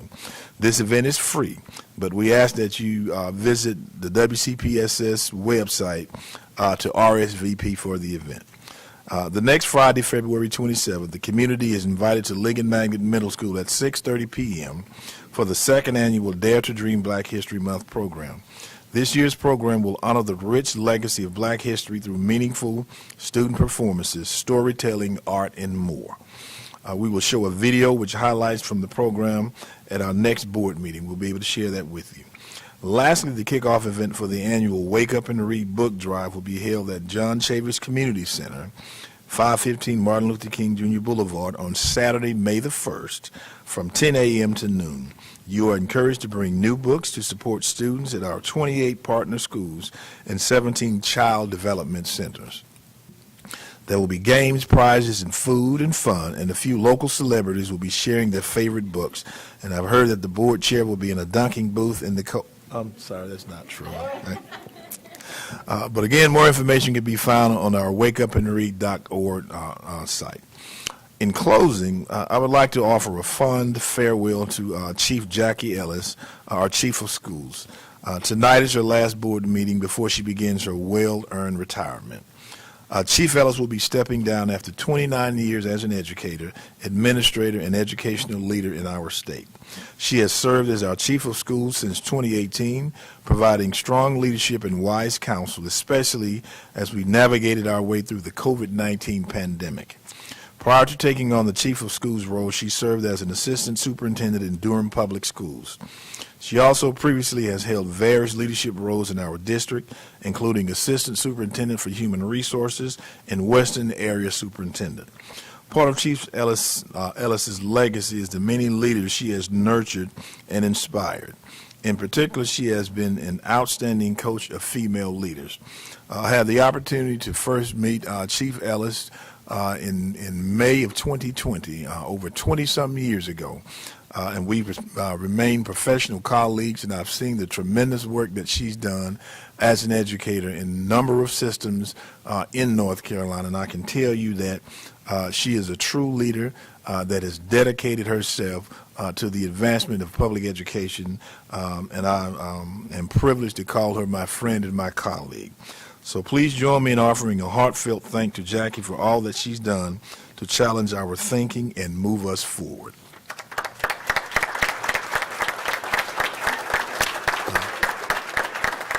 And Chief Ellis is not here tonight because she's trying to use up her days of leave, and she has some left. But we certainly thank her for everything that she's done. And with that, Mr. Chair, I'll yield back to you. All right, thank you. All right, thank you, Superintendent Taylor. So we will move to the items on our consent agenda. Board members have had an opportunity to review the items. I'll entertain any motions at this time. So moved. Second. We have a motion from Vice Chair Swanson to adopt the items on the consent agenda. We have a second from Ms. Mahaffey. All in favor of adopting the consent agenda items, please say aye. Any opposed? All right, those items have been adopted. Next, we'll move to our action items. First up, we have 3 items in policy: Board Policy 7432, Board Policy 7900, and Board Policy 7910, all on first reading. Is Dr. Mutillo here? Okay. If not, Dr. Crane, they're going to draft you into service.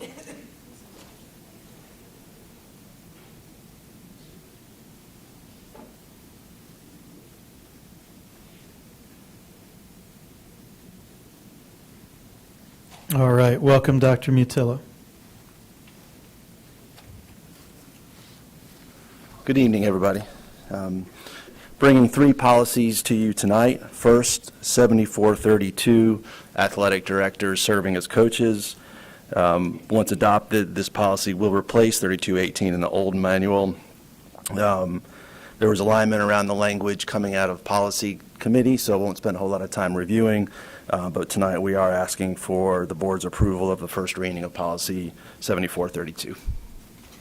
Thank you, Dr. Mutillo. Ms. Edmonds. Thank you. I move that we approve 7432 on first reading.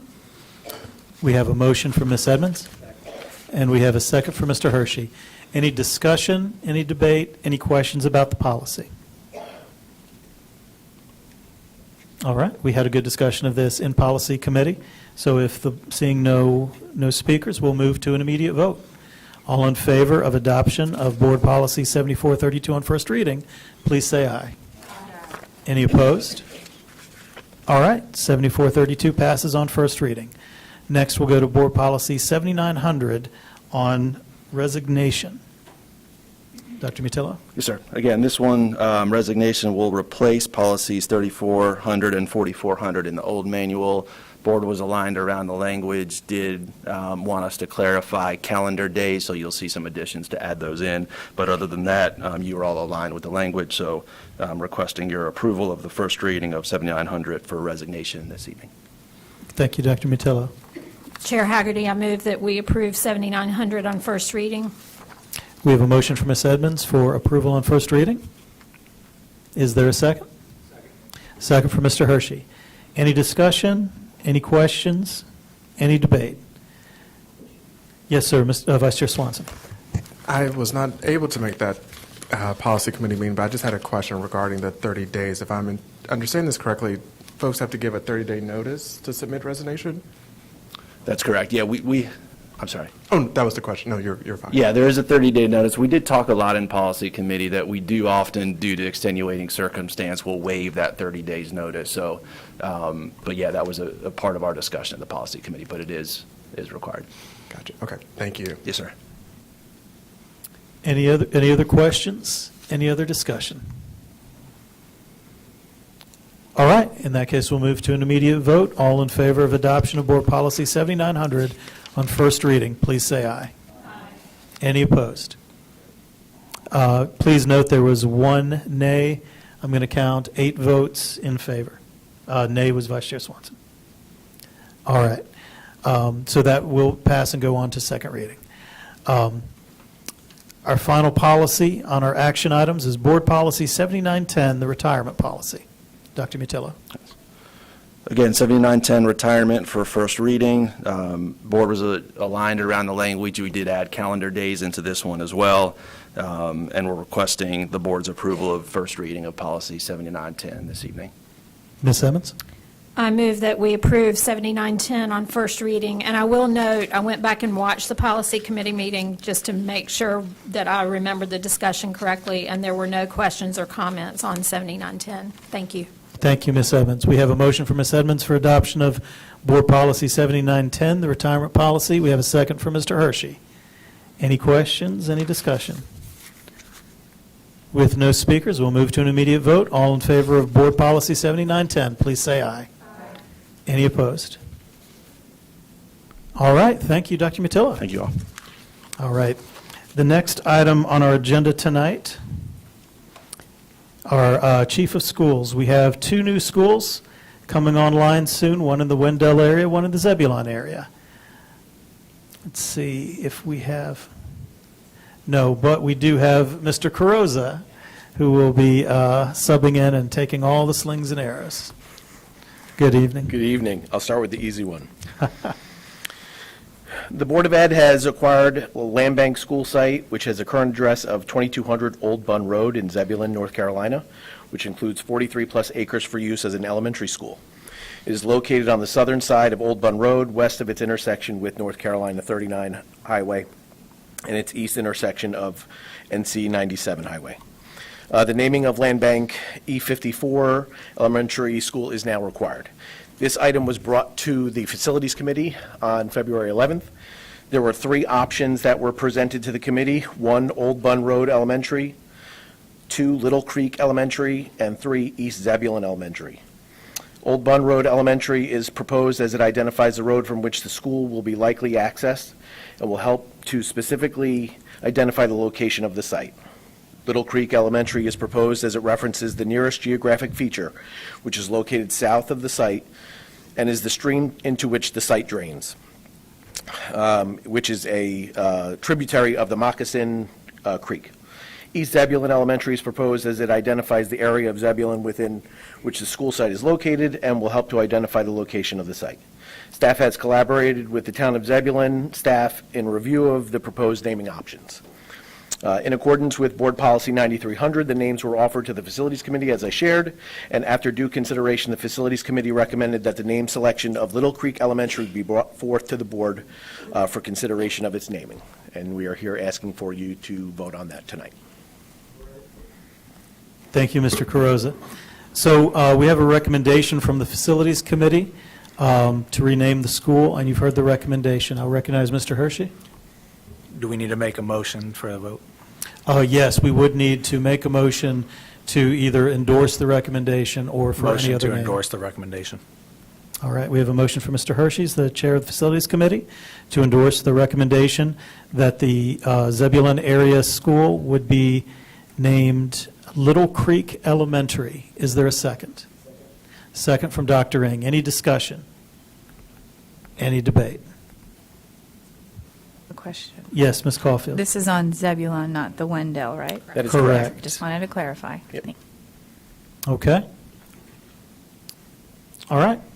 Then, seeing no other speakers, we'll move to a vote.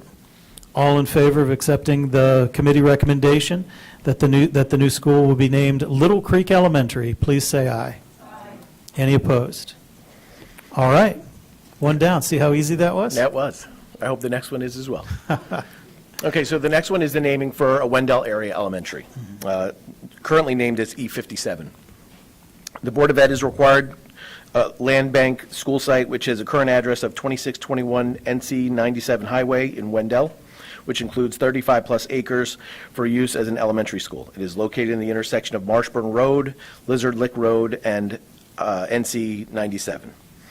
The naming of Land Bank E57 is required. In accordance with Board Policy 9300, the following names were offered for consideration: 1, Marshburn Road Elementary, 2, Lizard Lick Elementary, and 3, Fall Branch Elementary. Marshburn Road Elementary is proposed as it identifies the road from which the school will be likely accessed and will help to specifically identify the location of the site. Lizard Lick Elementary is proposed as it identifies the community within which the school site is located and the nearby location of Lizard Lick Road, which will help to identify the location of the site. Fall Branch Elementary is proposed as it references the nearest geographic feature, which is located south of the site and is the stream into which the site drains. It's a tributary of the Little River. Staff has collaborated with the town of Wendell staff in review of proposing the naming options. In accordance with Board Policy 9300, the names were offered to the Facilities Committee on February 11th.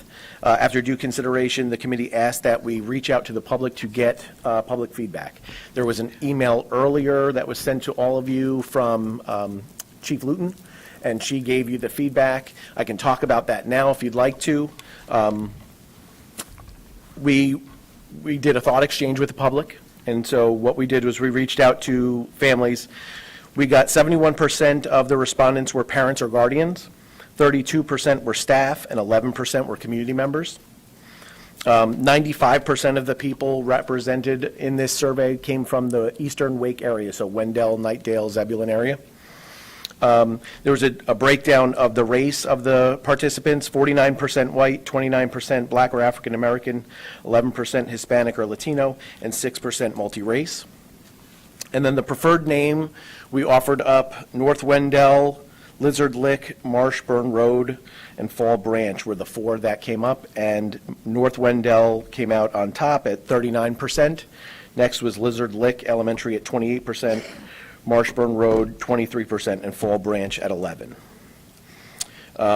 There was some, it was either hot or cold for Lizard Lick. A lot of people either really liked it or didn't like it at all for various reasons. North Wendell, people liked the fact that it located where they were living. Marshburn Road also had some positive feedback and didn't receive any negative feedback as much. And so we'll open it up to you. Okay. Thank you, Mr. Carrozza.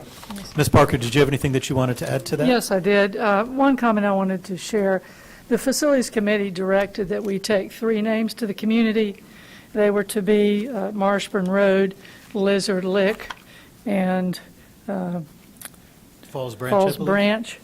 North Wendell was not intended to go to the public, and I've communicated with Chief Luton. Apparently that was an oversight from the Paraces that had gone to the Facilities Committee instead of here. So whether the board wants to take that into consideration, I just want to be sure that you had all that information. It was certainly not intentional, but it is a blip in the data. And with that, I'm happy to also address any questions you may have. Okay, thank you, Ms. Parker. So this is unusual because usually what we'll do is that we will talk about the names in committee and come forward with a recommendation. It's not unprecedented, though. For example, when we had the naming for Morrisville High School, we had recommendations, but we did bring it back and we did discuss it, got community input, and we did vote. I haven't seen as detailed a process as we've had seeking input about this school, but I think a lot of it is due to kind of the unique nature of like one of the suggested names and different issues that different board members had raised. So we did receive the feedback that Chief Luton had shared with us. Many of us got it while we were in our meetings, and I know not everyone has had a chance to review it and fully digest it. But what I thought we could do, because it is on the agenda tonight, we could open discussion, see where everyone is. If you're comfortable that we have enough information and would like to proceed, we can. If, on the other hand, you'd like more time to digest it, we can certainly entertain a motion to table it and bring it up at the next meeting. But I just wanted to kind of set that expectation out at the beginning. We're not necessarily going to force a vote if folks are not ready. So I see Ms. Caulfield's hand. Ms. Caulfield. Thank you, and thank you for bringing that forward. I do think from the feedback that I got back from the public that they actually were very grateful that we gave them a word, and gave them some input on what it would look like since it is their community. And I have learned, even aside from what Ms. Parker had given us as history, that being in such a small, charming little town, they really do hold a lot of value in their history, especially from the people who have been there for a long time. It seems like the survey might not have been out as long as we could have gotten more feedback, is my only concern, because it sounds like there are still people reaching out to me, even though they're not on the survey. And I wonder if we could extend that, or if there is a rush for us to name it, this evening and vote on it, and also to have a little bit more time to just kind of digest the feedback that came back. I guess my second part of my question would be, could they change it later if we continue to receive feedback? And I know that North Wendell went in as one of the higher numbers, but where we did speak in the committee, we were kind of trying to steer away from, you have a Wendell Elementary School, you have a Wendell Middle School, now you have a Northwest, so it just might kind of be confusing, even though it seems pretty simple that it's in Wendell. And if we were to not have that on there, it looks like the Lizard Lick actually had higher numbers. So I'm not sure if that's going to confuse what we were trying to intentionally do. And I got a lot of feedback about the Lizard Lick, and mostly in favor of it because of the long history, century long, as it was told to me, where it goes back and identifies, and they were all also hopeful that they would have a lizard or something friendly as their mascot. So I'm just wondering if we could give it a little bit more time. Okay, thank you, Ms. Caulfield. Ms. Parker, if I could, I'd like, if I could, get you to address a couple things that Ms. Caulfield brought up in her Certainly. comments. The first would be recapping for the board members who were unable to attend facilities what some of that conversation about North Wendell was. Certainly. And then second, could you just take us through the process of why we name schools now, and then, are there pros and cons of delays, and then is it better to delay the naming of a school by a couple weeks versus how hard it might be to change a name later? Certainly. Well, first of all, there's not a requirement that it be named today. It can certainly be pushed out to another meeting if that's the board's will. It's not critical today. It is important sooner than later. This is a project that I understand will be soon advertising for a designer. So it's in the CIP and it's scheduled. So the benefit of scheduling it, or of having a name set before that time, is all the contracts will align with it. The name will be associated with the project for the entirety. So typically we do it in front of the project. So this one isn't as far ahead as you might think. So it is beneficial to do it. Will a 2 to 3 week period change that? Of course not. Of course not. There's always an opportunity to change it if you like. We try not to. I think we've had one situation where that's occurred through community feedback, and I think you're well ahead of the curve on this one. So that may be eliminated based on your process, either whether you vote today or you wait another time or two. That's certainly within your province. In terms of the North Wendell, we've had several reasons to give this some serious thought. Part of it is the places that we name north, south, east, and west today, as towns grow, may no longer be north, south, east, or west. A good example is West Cary, which is not west anymore. There's much Cary further west than that. So that's usually the example. Other times there's a question about, if the school is named for North Wendell, do kids in Wendell think they're entitled to go there, and kids in Zebulon's zip codes can't? So sometimes there's this feeling of, while the community is positive, does it convey some sort of an exclusive tone? And this site is equidistant between Wendell and Zebulon's core. So it's in Zebulon's jurisdiction, or will in their ETJ, it will be zoned for them. But that question comes up. And also, when you've got a north and the other one doesn't have a directive, it doesn't seem as logical to some. We've had boards that preferred not to name schools after towns, others that are fine with it. I'll leave that up to your wisdom. But those are some of the reasons there. And if I could, on the one other point that you mentioned about the historic nature of Lizard Lick, it was a minor point I made. You may not have caught it. I know I said a lot that day. But there was once a Lizard Lick school. So there had been a school in that community. In fact, the school building was moved in 1972 to the fairgrounds by the Village of Yesteryear. So there's a model of historic North Carolina schools. So since there had been a school there before, it's not been unusual for us to look back at historic maps and find where schools have been located before and may not be there anymore and rename them. Green Hope is a good example of that. So Green Hope High School is named, there was a Green Hope school there before, not in the same location. So those are some of the reasons we brought Lizard Lick up, not just because it's a cute name and it might be fun, but there is a long history there, and I appreciate you bringing that forward. All right, thank you, Ms. Parker.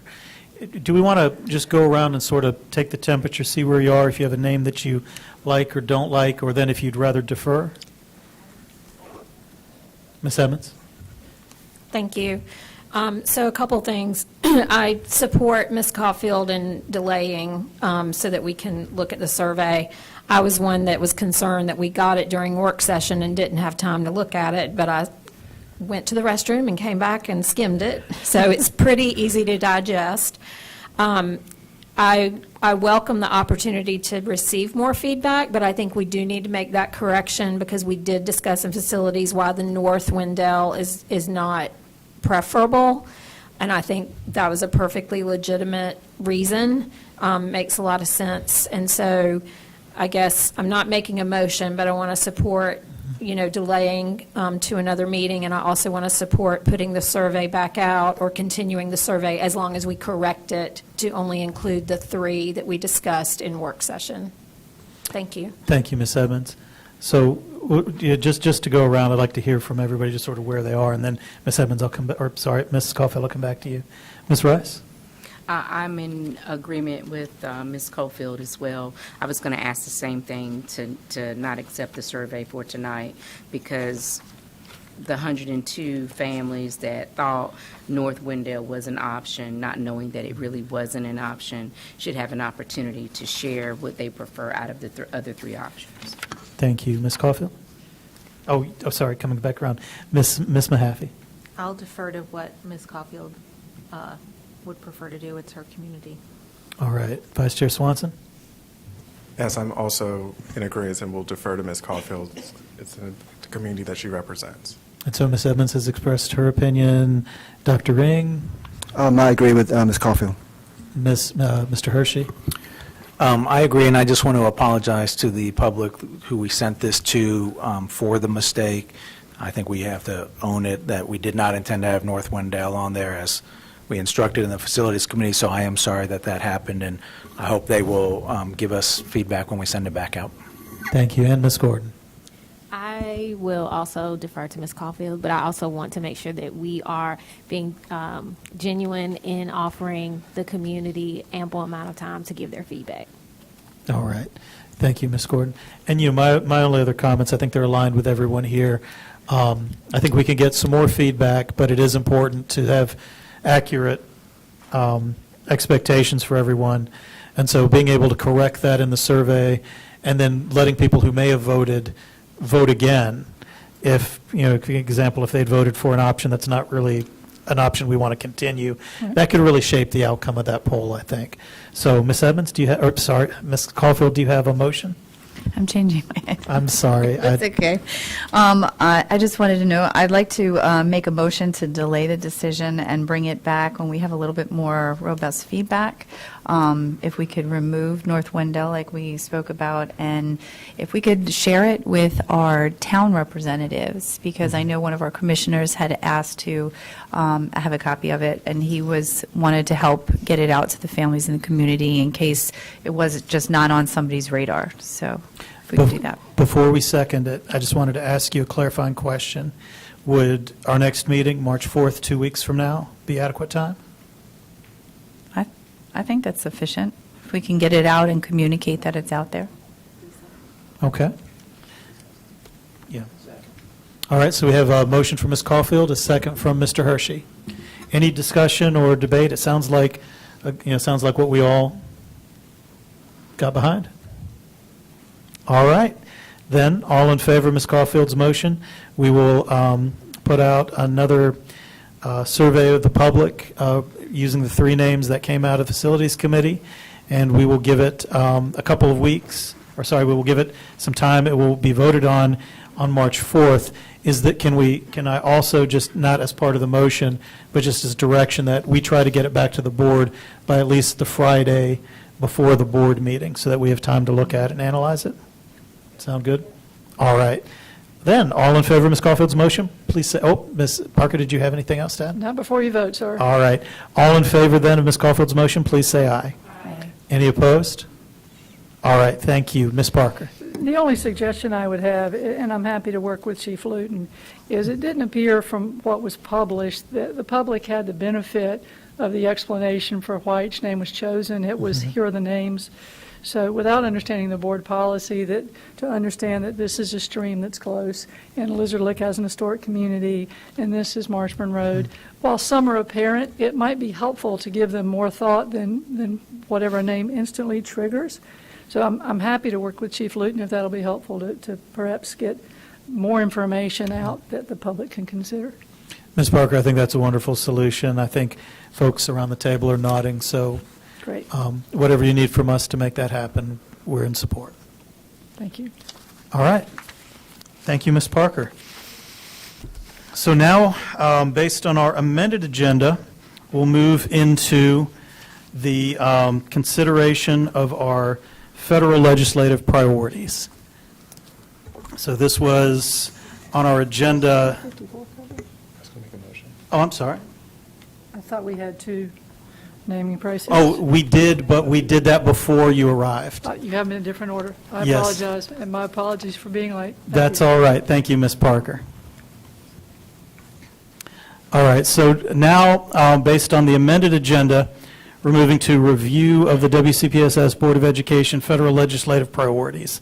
This was discussed at our work session 2 weeks ago, came back up for review at today's work session.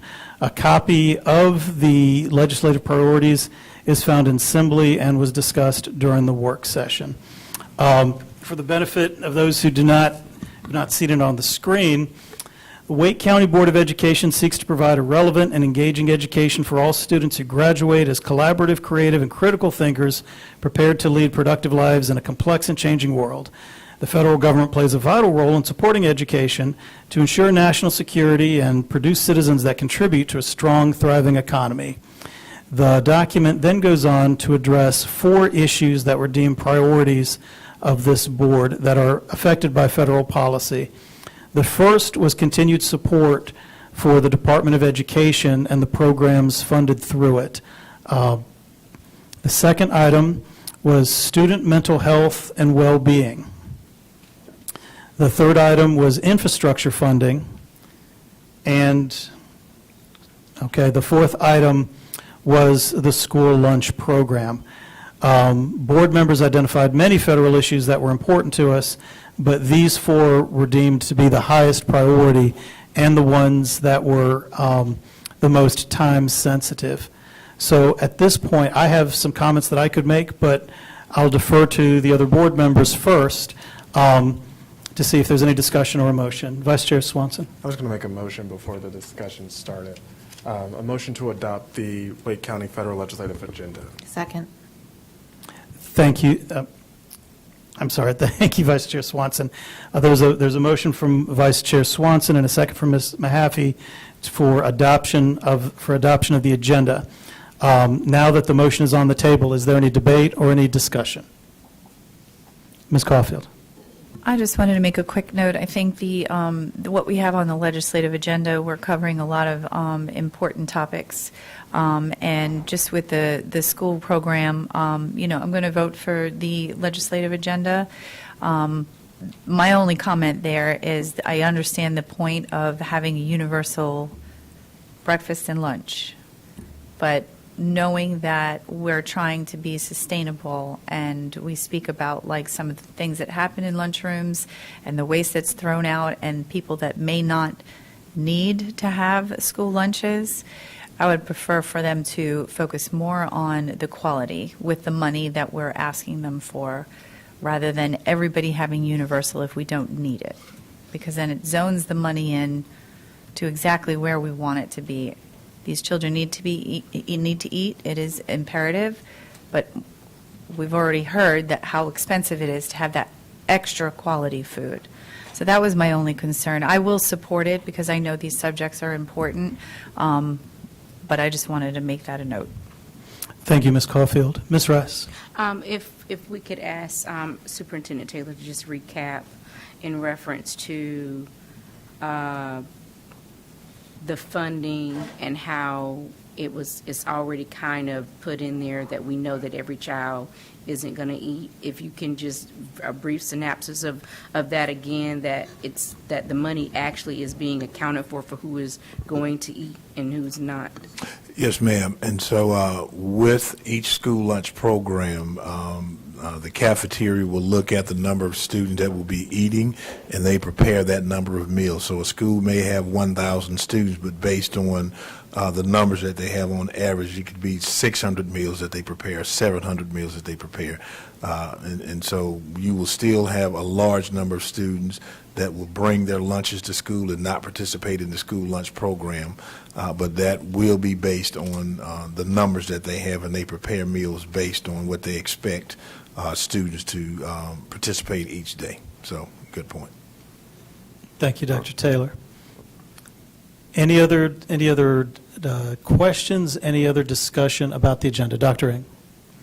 Ng. Just for the listening audience, can we clarify who will be the recipient of this letter, this note? Thank you. So this is the first time in my memory, Ms. Mahaffey, you can correct me if you've got, okay, that we've addressed a federal agenda to the federal government. Here, when this was contemplated, the idea was that this would be directed to our congressional delegation. Specifically, I guess the priority being the congressional representatives and then that represent Wake County, and that would include our 2 U.S. senators.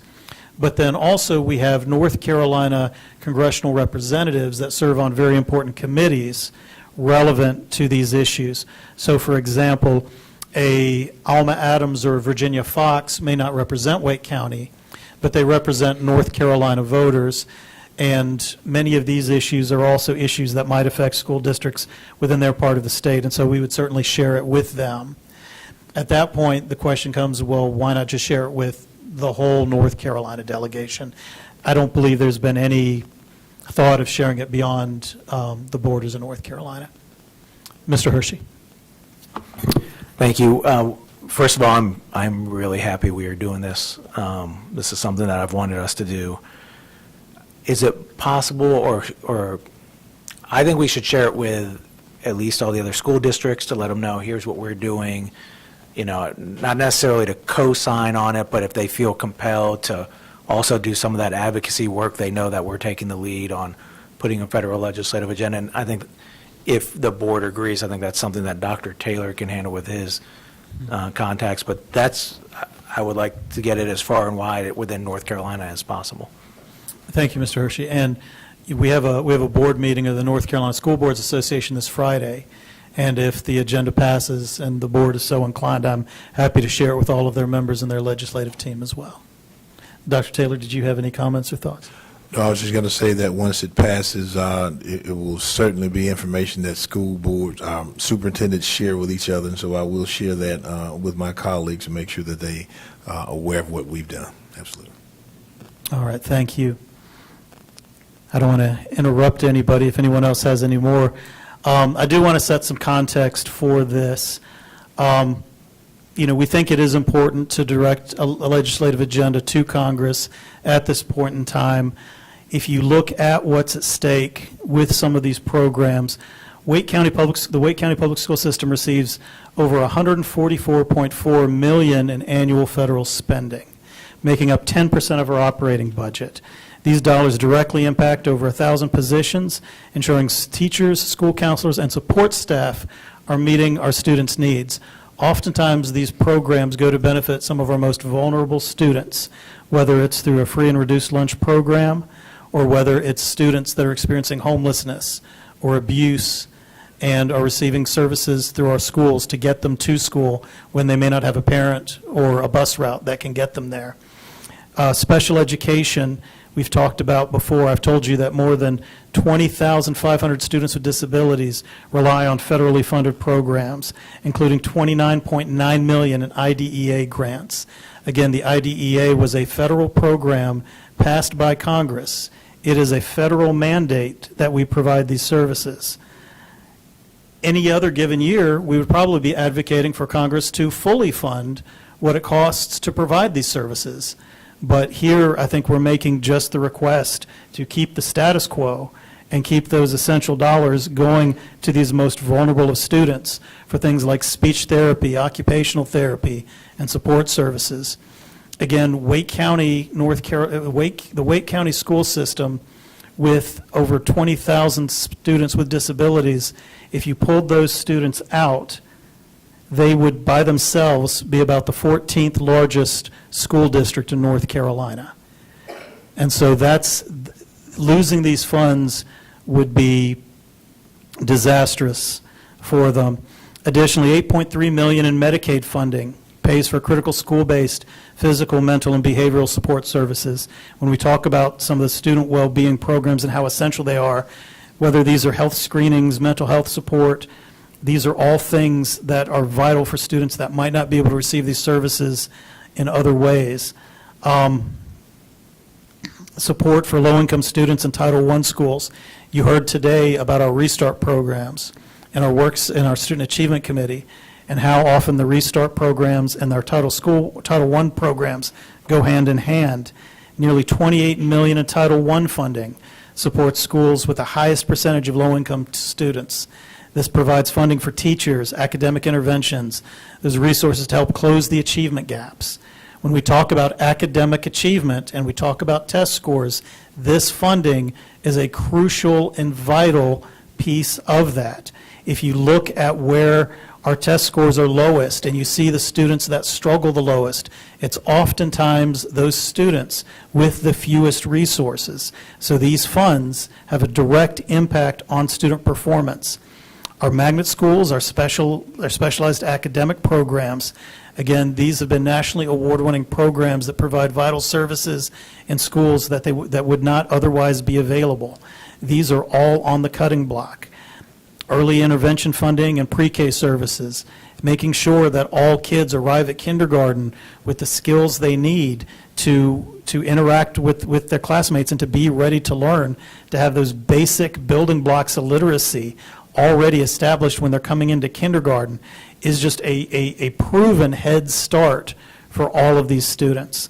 So, we have a very strong agenda here. I know it doesn't have everything that everyone's looking for, but I think with 9 individuals from 9 different backgrounds and 9 different opinions coming up with a consensus document about how important these federal programs are really makes a statement. So I'm not allowed to make the motion, but I would entertain a motion, or I will call the question on Vice Chair Swanson's motion. If there's no other debate, no other discussion, all in favor of Vice Chair Swanson's motion for adoption of the federal agenda, please say aye. Aye. Any opposed? All right, thank you.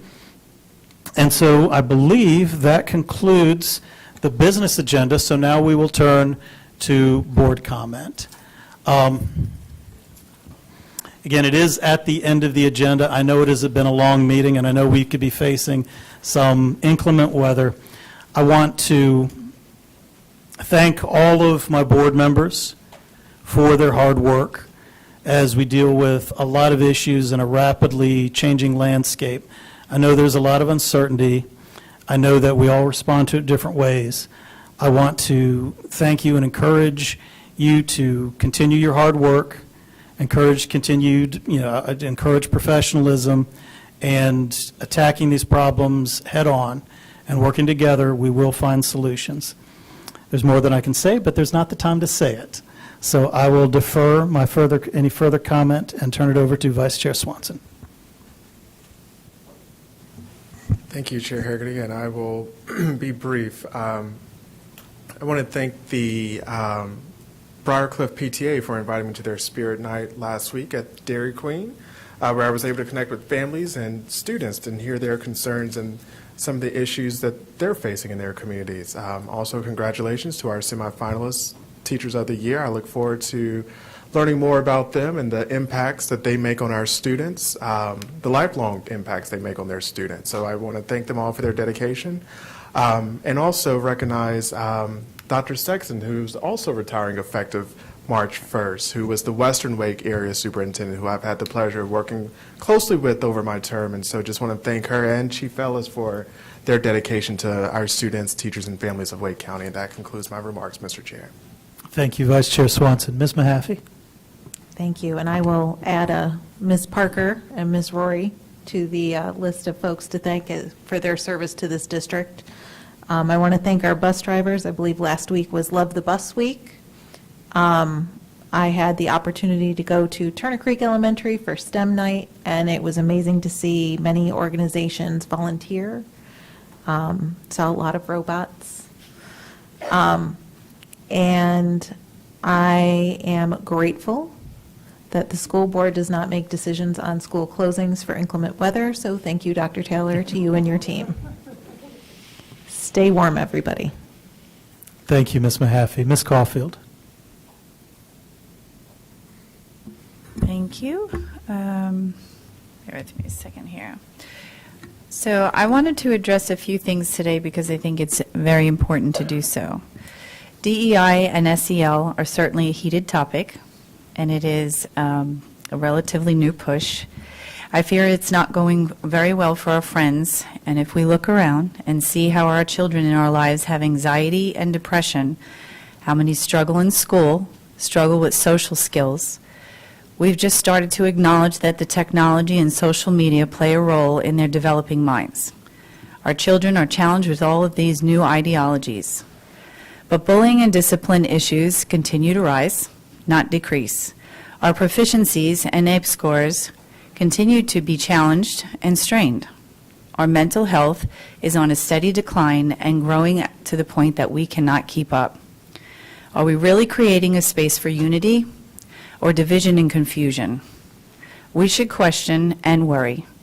Our youth counts on us to guide them and protect them, and are we doing that?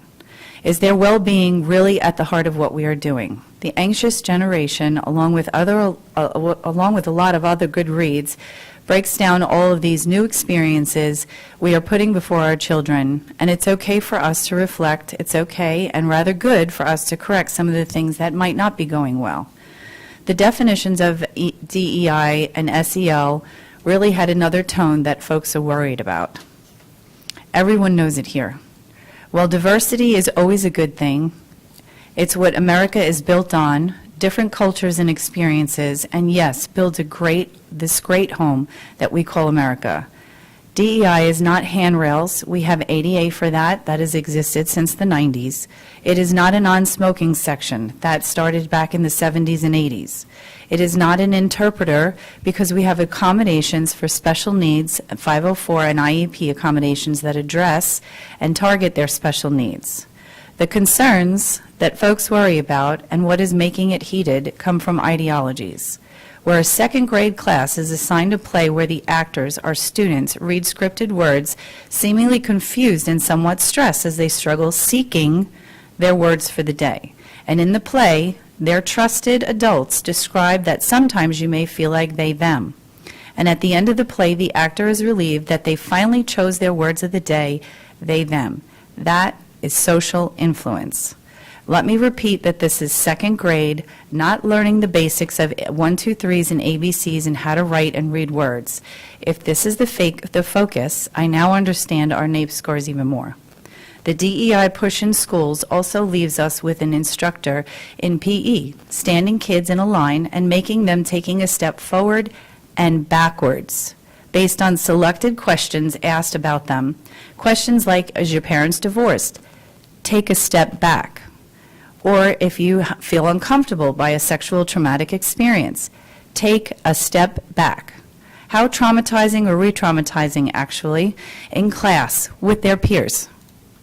That is not unity. It is not creating a hierarchy of needs. And last week, a very good point was made and brought up about the Maslow hierarchy of needs, which is intended to nurture the basic needs: hunger, sleep, love, feeling valued, achieving personal accomplishments, things that empower our students to flourish. It is not to push the idea that students are different, stand out because of the color of their skin, or should find and focus on gender identity, their gender identity. It is important that our children know that they are smart and safe and capable of learning anything that they put their mind to. Give them all the tools, guide them to read and figure concepts and learn our history, which is always good, bad, and ugly. Give them the foundation so that they know how to learn, and that becomes a lifelong skill to explore their dreams. DEI is not helping them find that dream. It breaks them down into boxes and has everyone hyper-focused on what separates them. Let's stop focusing on that and unify them with what they are, young, brilliant, and capable minds. To be clear, we have amazing teachers. This is a reflection of what is happening from the top down. I don't just mean at Wake County, I mean all the way at the top down. One of my favorite parts of watching my own boys grow was when they were in a group of their peers, young, innocent, and full of exploration, and all the little children just want to play. They don't care who's in the sandbox. Division is taught. They care that they have little people just like them playing with them in the sandbox, and they don't care what they look like, they just have a playmate. But we encourage them to play nice together and join each other in the fun. School is a place to join their peers and learn together, collaborate, and explore. We shouldn't be creating little activists, because that's when we lose the sight of our goals. Our NAEP scores show that we would serve our children well if we focus on math, reading, and life skills. At the Senate confirmation hearing, they spoke about today, only one-third of our high school students graduating can read proficiently. That means 2/3 of our children cannot. They are about to enter the world, so digest that for a moment. This is a declining situation, and it's not COVID. So let's get back to basics. And I want to be clear, this is not just Wake County. We're struggling as a nationwide with our grades and our proficiency and our students. A Dear Colleague letter was issued giving school districts 14 days to remove such content, and I'm requesting that our board comply. It has been asked of us, so I'm just going to be clear in the last meeting. We do not all share the same opinions with language, name-calling, degrading, dismissive nature. I certainly have the most admiration for many of the great men and women who shaped this amazing country that everyone else is flooding to, by the way.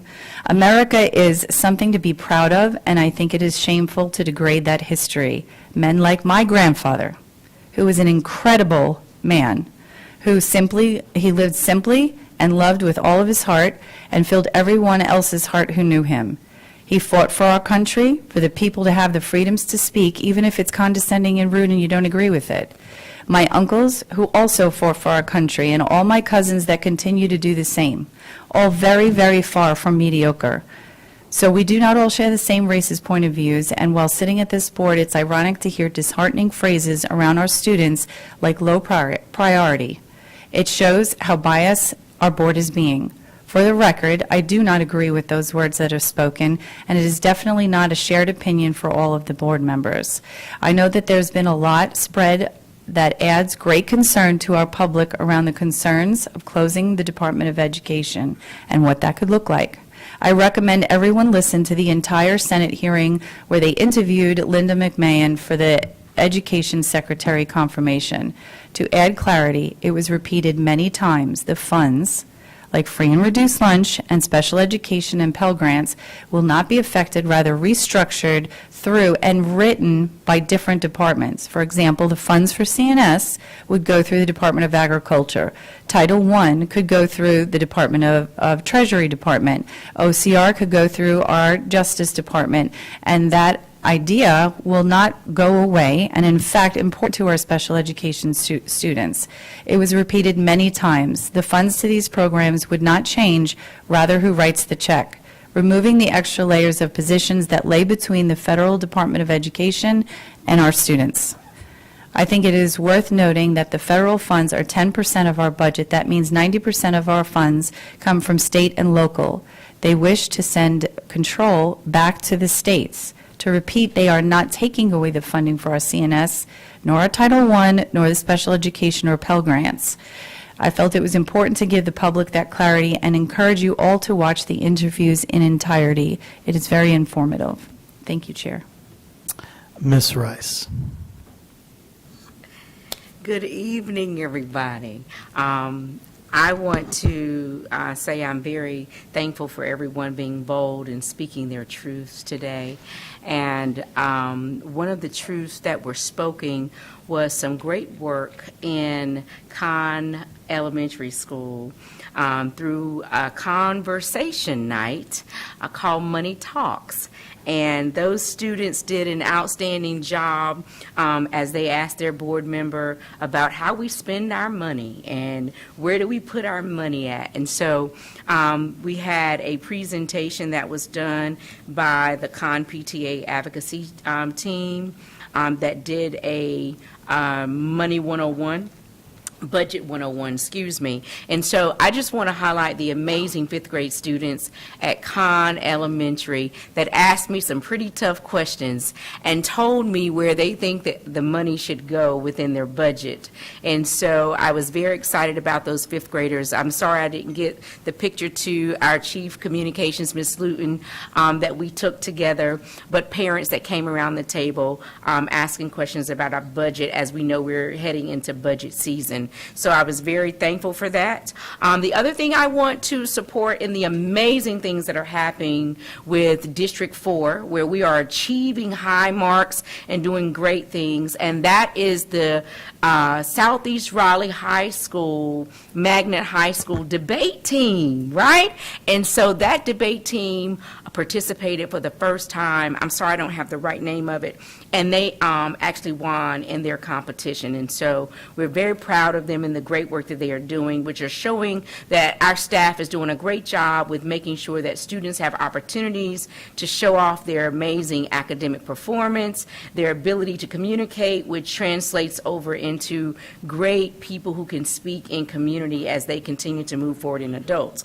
So I will close out my comments tonight with just encouraging people to focus on just one tip tonight on financial wellness of the 8 dimensions of wellness, and it is budget season, and so I would encourage everyone to please take the opportunity to determine what matters to you in your household, in your community, and take the opportunity to create a financial plan that impacts not just you, but maybe other people in your community, where you might be able to donate some time, some finances, and some resources, and also take the opportunity to participate in upcoming budget conversations and upcoming opportunities for grants. It's also grant season for other people that we may need to engage in. And so I just want to encourage everyone to just focus on their financial wellness, and for those who like to participate in what goes on in our school district, participate in it.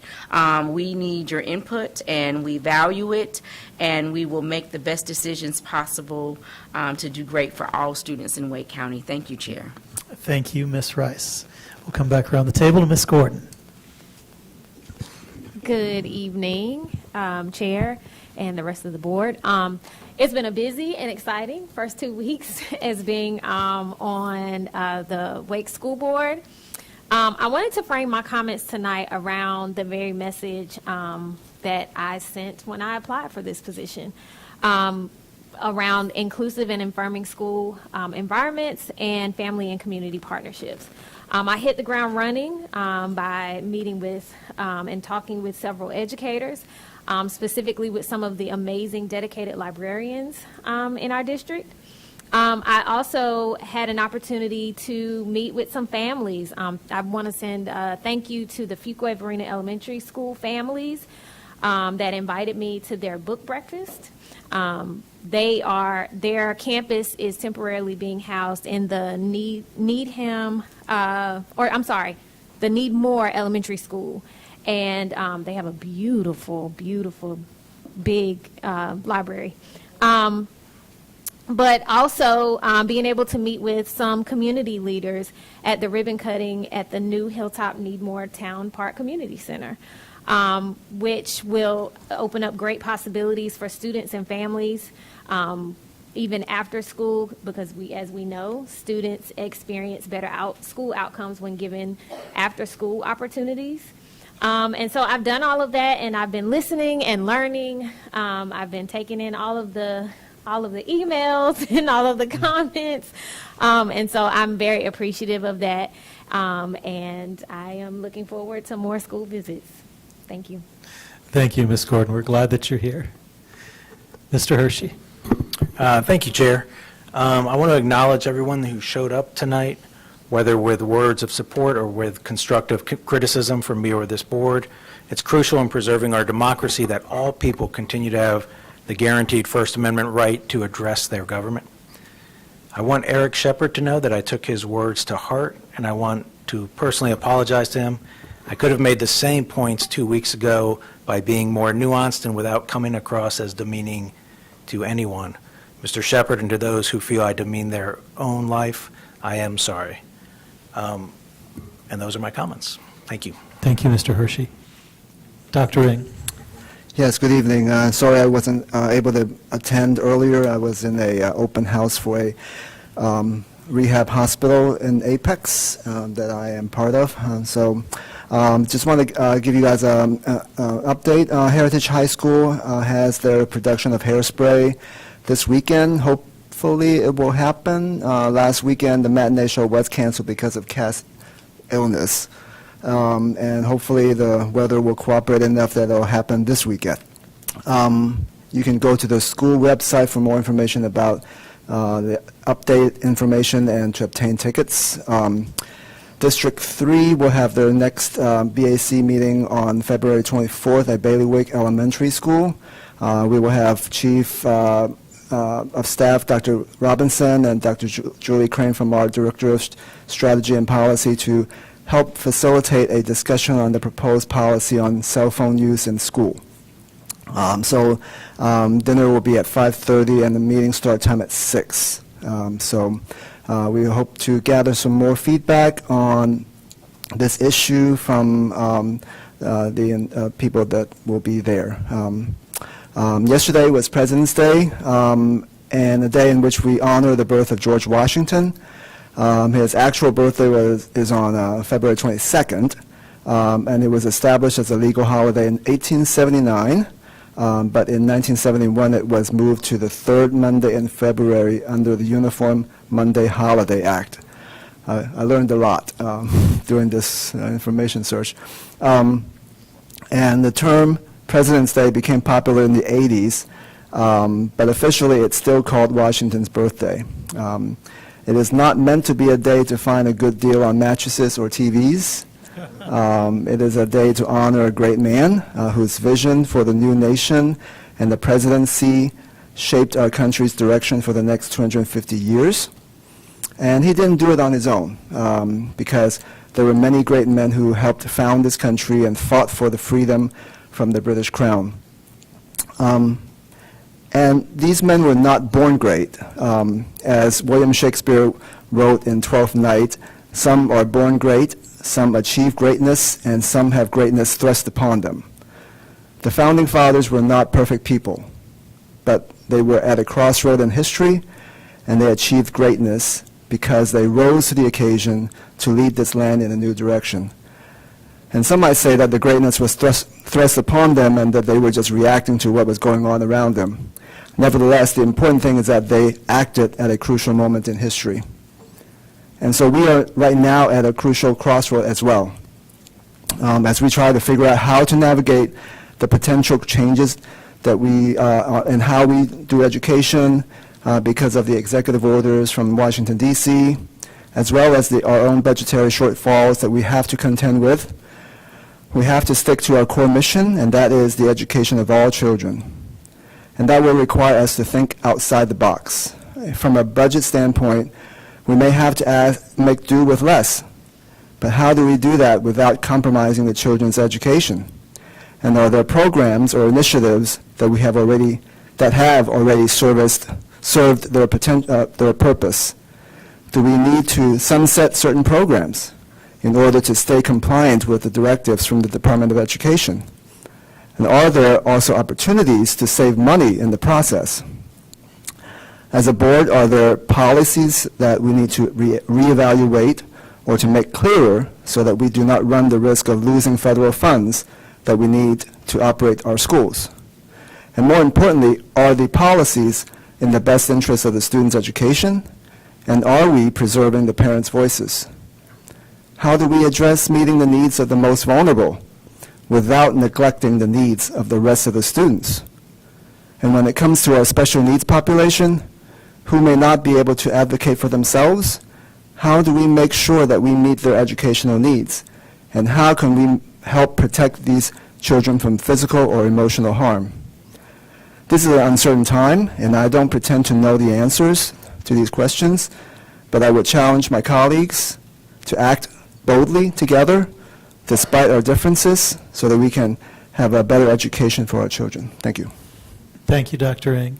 And Ms. Evans, if you'd like to finish it up for us? Yes, I will. Thank you. Congratulations to Annabelle Trost, I hope I'm saying her name correctly, at Middle Creek High School, who received a $1,000 scholarship from Spectrum News. I know many of our students get lots and lots of scholarships, but I was invited to attend where Spectrum News is going to come and feature her on a story later this week, but I'm not able to be there anyway, so I wanted to give her a shout out. Congratulations to Francisca Avare at Dillard Magnet Elementary for being named one of the Teacher of the Year finalists, and to Kaylin Delio at Athens Drive Magnet High School for being named a first-year Teacher of the Year. And thank you, Dr. Taylor. I know you mentioned those in your comments as well. Thank you to the Boys and Girls Club for allowing me to be one of several judges at their Student of the Year that was last week, and the students were so impressive, it was hard to choose. Thank you to Combs Magnet Elementary for including me in their Lead with Love First Responders Breakfast and Clap Out. Raleigh PD, the Wake Sheriff's Department, Capitol Police, our firefighters, NC State Police, and others were honored. I am missing a couple, but it's always a great event, so heartwarming. And the District 5 BAC will be Monday night at 5:30 at Holly Ridge Middle School. So I was struck by something that was said tonight during public comment, that we, because of our woke agenda, or however it was described, are like putting vulnerable students at risk and federal funding at risk. And I thought, wow, that's rich. So who exactly is so threatened by the pillars and value of DEI, or so threatened by pronouns that they would deny special needs students with the funding they need and deny children school meals? Own it. Own that short-sightedness and own that cruelty. Lastly, to all those looking for ways to fight back, I'll just ask you to keep standing with us, stand up for the marginalized children, and stand up for kindness and truth and justice. The goal with all of these executive orders is to destroy democracy. The speed and reckless approach is a strategy meant to exhaust us and make us feel hopeless. So let's do the opposite of that. Let's show up here, show up in the streets, show up in the courts, and if you're in a position that you can give some money, I suggest Lambda Legal, who works to protect LGBTQ+ students and people, Democracy Forward and the ACLU, who are rapidly responding in the courts to these executive orders, and to the Human Rights Campaign. There's many, many more, but those were the ones I chose to highlight tonight. Our kids and our schools are worth all we've got to give in this moment. Thank you. Thank you. And so that will conclude our board comments. At this point, I will entertain a motion for us to return to closed session. Mr. Chair, motion to return to closed session. Second. We have a motion from Vice Chair Swanson that we return to closed session on our closed session agenda. Second from Ms. Mahaffey. All in favor of returning to closed session, please say aye. Any opposed? All right, thank you. We'll excuse everybody else and wish you a safe travel home. Good night.